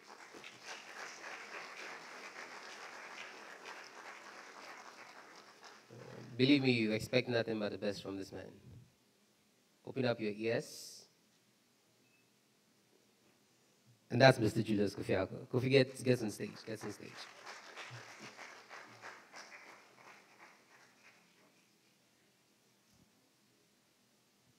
Thank you, Alvin, for the very wonderful introduction. Please, why did you add a Julius to it? I don't like to be called Julius. I am a Pan-Africanist of a sort, so I would be contented being called Kofiako. Good afternoon, ladies and gentlemen. I'll say that I'm deeply honored to be here today. And congratulations to Roland and the team for putting up this together. You know, you wouldn't find it at a lot of places that people have come together to learn how to be able to speak in public. It's a skill that we need to survive in this 21st century. It just happened that a lot of people are not interested, but it's an important skill for survival, especially at the speed by which this world is progressing. Now, I am to talk about the general overview of public speaking and why I think it is important for us to be able to equip ourselves with a skill so that we can survive in the world of work or whichever field of endeavor we find ourselves in. I would love to share a story with you, and then I'll proceed from there. Now, in the olden days, there was a man by the name Ali Hafed who lived in Kimberley. Kimberley is in the modern day South Africa. Now, Ali Hafed was a very rich man. And like all the rich men that we know, you know, he had lots of money. He had a beautiful farm. In those days, they were living on farms. So he had a very beautiful farm, a very large one. The farm were rivers, livestock, trees, beautiful flowers and all. Ali Hafed had a beautiful wife. Of course, if you are rich, you get a beautiful lady to marry. And so he had a beautiful wife and children. Now, he was friends with a Buddhist priest. And so one day, the Buddhist priest came to visit him. And they spoke and spoke and spoke and spoke until the issue of diamond came into the conversation. Now, the priest told Ali Hafed that if you can find diamond, even as small as a stamp, he can sell it, become even more richer. Now, that night, Ali Hafed went to sleep as a poor man, not because he has lost any of his possessions, but he was poor because he felt that he was poor. He was poor because he felt discontented. He was poor because all throughout the night he was thinking that if I can find a diamond, even as small as my thumb, I can become more rich and place my wife and children on thrones and make them kings and queens. And so at the crack of dawn, Ali Hafed went to the priest's house and he knocked. Well, the priest was quite crossed. You see what happens when somebody comes to wake you up all of a sudden. So he came out and he was quite perplexed and he asked Ali Hafed that, what brought you to my house this dawn? Now, Ali Hafed mentioned that we talked about diamond yesterday, and I want to go and look for diamonds. So tell me where I can find diamond. Now, the priest told Ali Hafed that no. You are already a rich man, so how then do you go and look for diamonds? The man says that no. I want to be more rich, so tell me where I can find a diamond. The priest, out of concern, told Ali Hafed that a diamond can be found in any river that flows between mountains. Now, Ali Hafed thanked the priest and he left. Fortnight, Ali Hafed sold his farm, left his wife and children in the hands of a neighbor. He started his horse, got some money in his purse, got some water and food. He set the journey on track. He was going to look for diamonds so that he can become more rich.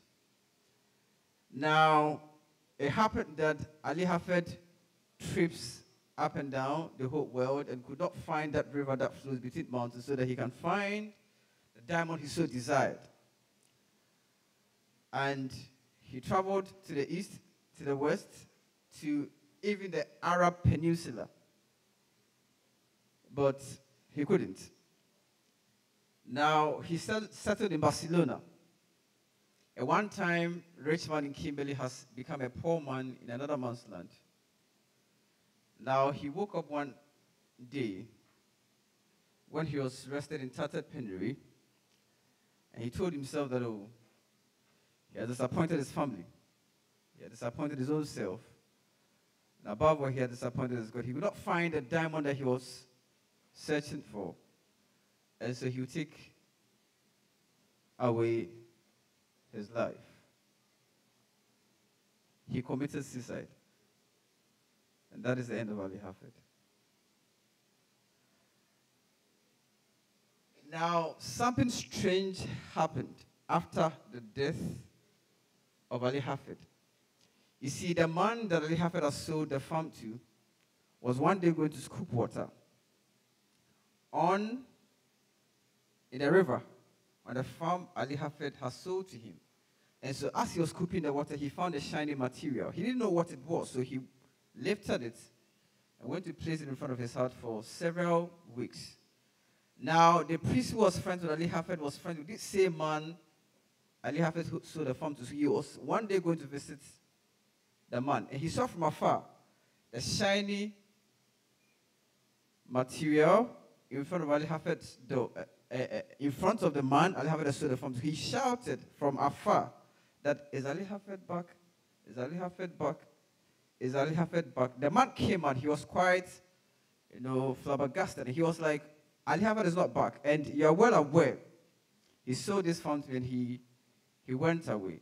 The priest says that, no, Ali Hafed is back. And that he was the one who told me he was going to look for diamonds and see the diamond in front of your house that Ali Hafed has brought. The man became even more angrier. He mentioned quite precisely that Ali Hafed is not back. I mean, and this is not even diamond. This is just a useless stone I found in the river on the farm Ali Hafed sold to me. The priest says that I know diamond, I see diamond. So let's go into that river. Now, they went into that river, and as per every shovel of sand they took, they found a lot of beautiful diamonds. And that diamond mine became one of the greatest diamond mines the world has ever known. Now, that's a true story. And when I was told the story, I began to think, and I was asking myself, so now how come all along Ali Hafed has stayed on the farm for several years, but when the priest mentioned that a diamond can be found in a river that flows between mountains, he least expected that something precious as diamond could be found in his own backyard. He rather sold it, went to look for it somewhere else, only to realize, probably in the land of nowhere, that the diamond was all along in his own backyard. Now, I'm throwing the question back at you, that what do you think is the moral of the story? Even if you can answer, then we'll proceed.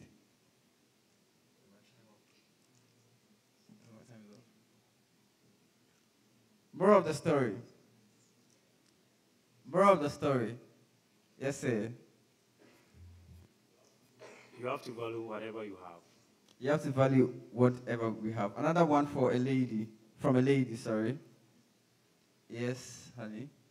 Okay, most treasures we're looking for lies within rather than outside. That's very beautiful. And so the gentleman says that we have to be able to value what we have, and then she says that most treasures that we look for elsewhere are found in us. As we are combining the two morals, and then we sum it up, that whatever it is that you desire, whatever it is that you want to become, you can find them right here, including learning the skillful art of public speaking. And so I want to encourage all of us that we are well capable of being able to speak in public. And so when we place demands on the resources that we have here, nobody can stop us. When we set our targets and we set our gaze so high, and we focus our eye on the target that we've set to become the best of public speakers the world has ever known, we can. Why? Because we have the diamonds right here inside of us. Thank you very much. Thank you very much, Mr. Kofiako, for the powerful words given. I'm going to move straight to the next speaker. His name is Mr. David Osei and he's going to talk on the topic, building a unique brand. He's the president of Colors of Hope. He happens to be a public speaker, a mentor, and entrepreneur. And he has a core value of leadership in excellence. So, Mr. David, leadership in excellence, an entrepreneur, mentor, public speaker. He's the president of Colors of Hope. And he's going to talk on the topic, building a unique brand. His name is Mr. David Osei Opon.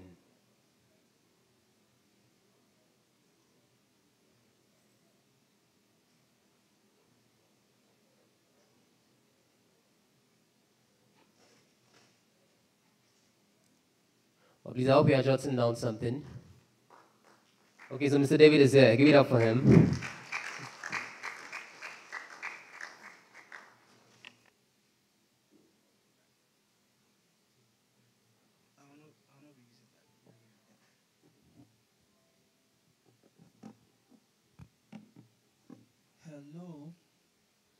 Hello everyone. Okay, so my name is David Osei Opon. And before I start my presentation, I want to say a very big thank you to Roland and his team for putting together a wonderful conference like this. I would also want to say a very big thank you to all the speakers who have spoken before I came. I believe that they have been able to share a lot of ideas with us that we are taking away from this place that will change our lives. So then I start. I'm going to start with a statement that I believe in so much. It's actually one of the quotes that I have trended on social media for some time. And I'd like you to write it down because it's very important. Someone is asking, the way he's hyping the thing, is it going to be that serious? It's a nice quote though. This is it.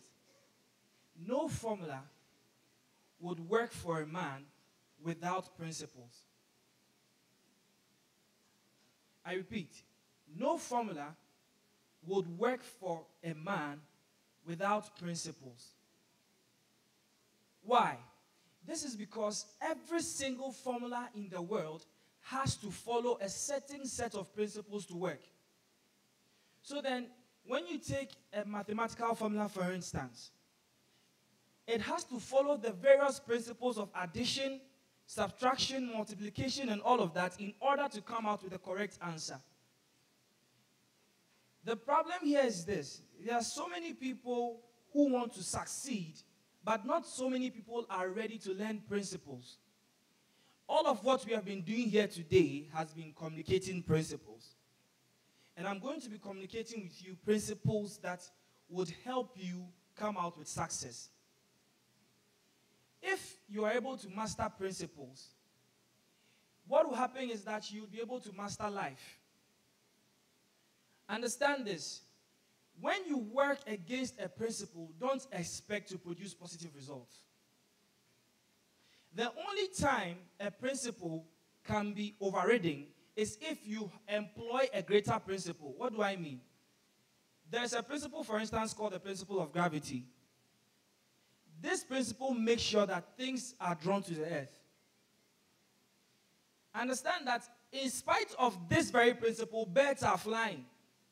It doesn't mean that birds have nullified gravity. What it means is that birds have employed a new principle that is greater than this very one. And when that happens, the principle that was keeping you down becomes the same principle that helps you to go up. The principle of aerodynamics allows planes to fly. And without gravity, that won't happen. But gravity initially was what was supposed to keep the plane down. Are you following me? So then, when you have a mastery of principles, you would have a mastery of life. And you realize that things begin to work together for your good. I'm speaking to you today on a topic, building a unique personal brand. Building a unique personal brand.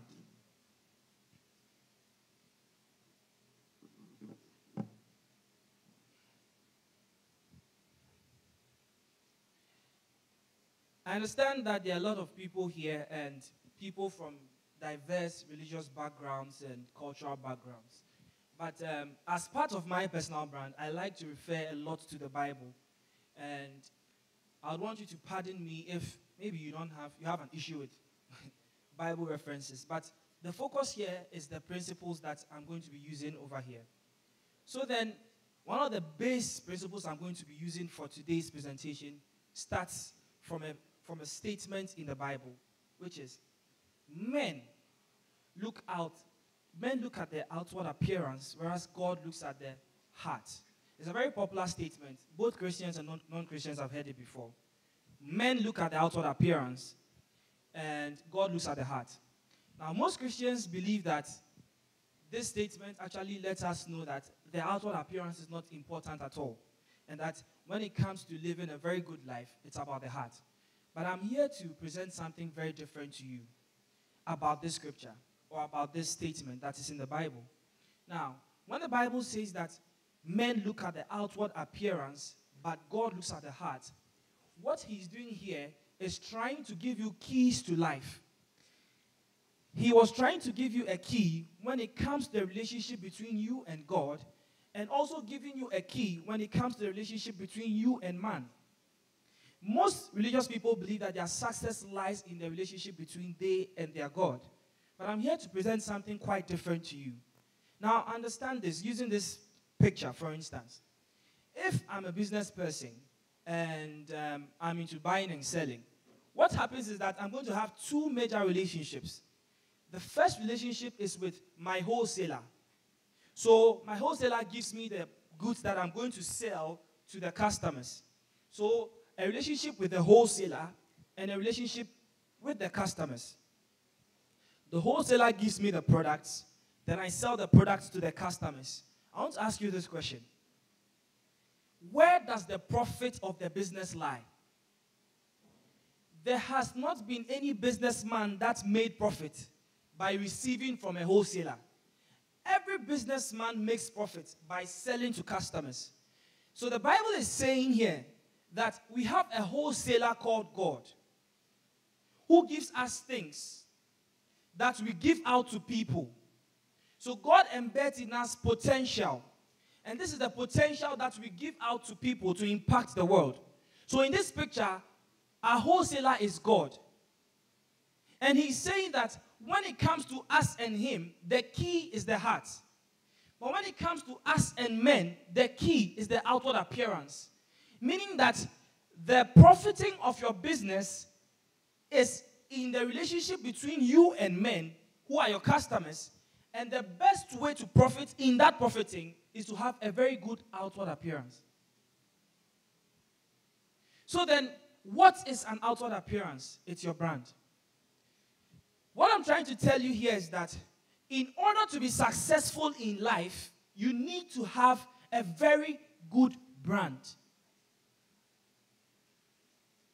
In order to be successful, you need to have a very good brand.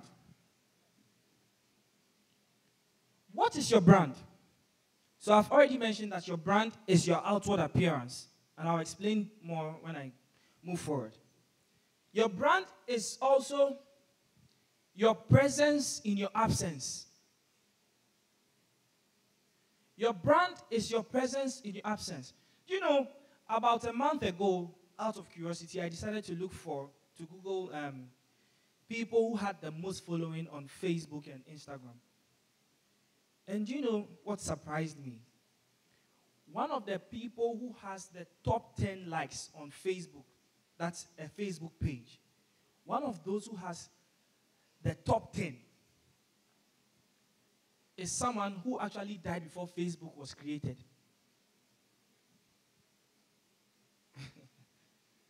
Michael Jackson actually has one of the highest. Bob Marley has one of the highest Facebook likes for a page. This guy died before Facebook was created.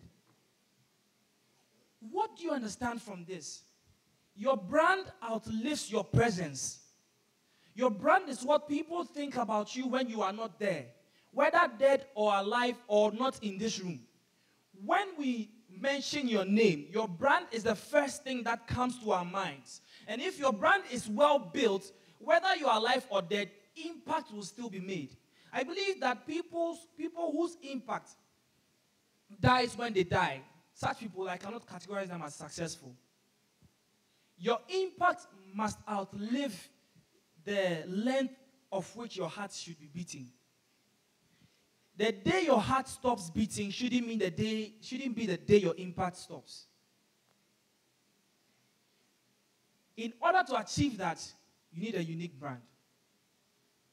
So then, maybe before you came, you didn't think that branding was a very important topic. But after this short presentation, you understand that branding is probably everything you need. So without wasting too much time, I want to go into something I call the faculties of branding. The faculties of branding. Understand that whatever I'm sharing with you, you might not find it anywhere really. So take time to take in what I'm giving to you.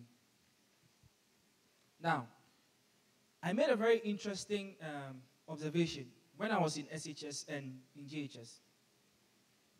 I realized that most of the time, the bad boys were those who always got the girls. True or false? You, the good boy, you know. You are going to learn, try your best. You are number one in class, but the girls are not coming. But the bad boy is probably always second to last, yet girls are following the guy. And you are wondering why. The reason is because the bad boy has a brand, but the good boy doesn't. What you don't know is that people are not attracted to people. People are attracted to brands and personalities. That is why yesterday you liked a girl who was tall, and today you like a girl who is short. Because it's not necessarily about the person. but the brand.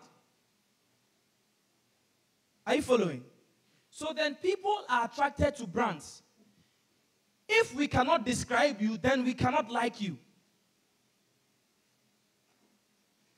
When the bad boy comes to class, he has a haircut he cuts. He has a way he dresses. He has a way he speaks. He has a way he behaves. But you, the good boy, today you've done one haircut. The next day, another. Your haircut is dependent on the barber you went to.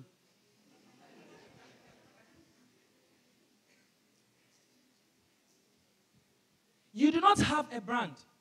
Now note this. Learning from these bad boys, you realize something. That they have a way they talk. They have a way they dress. And they have a way they behave. These are the 3 faculties of branding. Do you have a way you talk? Do you have a way you dress? And do you have a way you behave? You know, interestingly, the Bible said something. The Bible said, and God said, let us create man in our own image and after our likeness, and let them have dominion. I always say that if you want to have dominion in life, then you must first have an image. Because God gave man an image before giving him dominion. God gave man an image before giving him dominion. So then you must have an image. Now the word image used there is from a word which originally means statue. Meaning that if you are going to dominate, your image must be like a statue. What does that mean? Your image shouldn't be wavering. You cannot be 3 things at the same time. There should be a certain unison in your image. Your branding should be unicellular. It should be one thing. We should know you for one thing. Isn't it interesting that when Jesus Christ came, he said one thing. He kept saying one thing. And I use Jesus because I feel like he's one of the most successful leaders and public speakers ever. One thing. Are you known for one thing? Do you have a way you dress? Do you have a way you talk? Do you have a way you behave? It must be one. What happens is that when you are many things, it becomes a problem. Because when you are moving from 1 to 10, for instance, maybe I have a very good brand, so I'm 1. But you don't really know what you are. So you've moved from 1, you've gone to 2, gone to 3. You are many things. What happens is that from 1 to 2, you have to move to 1.1. And then move to 1.2. And move to 1.3. Actually, before you move to 1.1, there's 1.111. So meaning that if you have moved from 1.1 to 2, you have probably been 1,000 things before you became 2. So then, maybe at your 50th, someone was attracted to that. At your 100th, another was attracted to that. So you have different people following different people, even though you are one. What do I mean? You've become too many people. So then you don't have one following. It's like opening 10 Facebook pages. What will happen is that you would have shared your likes. And everybody will like you for a different thing. Because you are not one thing. Is anyone following me here? You need to be one thing so people can follow you. What should you consider when building a brand? When building a brand, you must want to build a brand that people want to associate with. Number 1. Number 2, you should want to build a brand that people want to become. People follow what they see as their future. I want to become the world's best footballer. I look at Lionel Messi, and because I want to become like him, I follow him. That is when you've built a brand that people want to become. Now, building a brand that people want to associate with is, I feel that I'm very important and rich. And I want people to feel that same way about me. So then I look out for Calvin Klein. And I realize that he's putting out a brand of quality. And that's what I want to be associated with. So that's what I go for. I don't really want to become a fashion designer, but I want to be associated with quality, so I go for him. So your brand, is it something people want to associate with, and is it something people want to become? When you are building a brand, you must refuse to build a brand that is far away from your personality. When you build a brand, when you choose a brand that is far from your personality, you realize that you would always be struggling to fit into something you are not. You'd always be struggling. And an example of people who have built brands right around their personality and have succeeded is someone like Shatta Wale. Shatta Wale has built a brand that he doesn't have to try to become. They don't have to wake him up, Shatta Wale, try and fit into, no. Because his brand is him. And so he easily fits into it. And people follow him for that reason. So when you are building a brand, you don't build a brand that is far away from you. You build a brand around your personality. Look at the world's most successful people. What have they done? All they have done is to have built brands that people want to become and people want to associate with. It is so extreme that some of these people actually came on earth and redefined things that used to be. Many years ago, when you say apple, it was a fruit.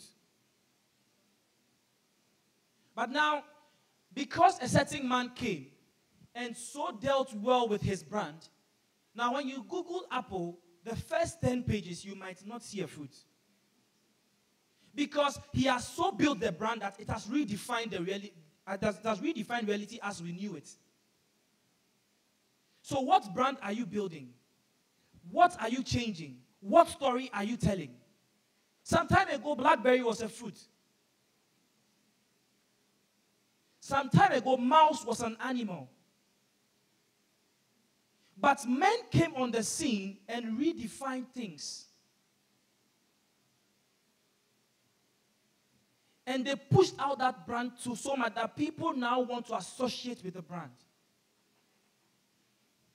Let me give you an example. I always ask this question. Why did someone have to be paid to betray Jesus? The guy was always working in town. If you wanted to kill him, just kill him. So why did they have to go and pay someone to go and betray him? This is why. The man's brand was so on point that everyone around him wanted to be like him. And so what happened was that if you said, okay, I want to kill the guy, and then I come and tell that, oh, he's in this conference room. When you go there, the guy wearing the suit, he's Jesus, kill him. What happened is that when you come to the conference room, everyone he's talking to is wearing suit. Then you go back and say, okay, everybody's wearing suit, what can I do? When you go, the guy who has a very nice haircut and is speaking politely is Jesus. You come back and then everybody has a nice haircut and is speaking politely. Then you go back and they tell you, okay, go back again. Go and slap all of them. The one who will say, oh, peace be unto you. He's Jesus. You come back and slap everybody, they say peace be unto you, except Peter.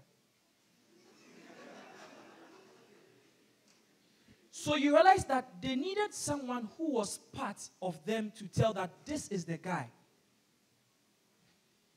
Because his brand had become infectious.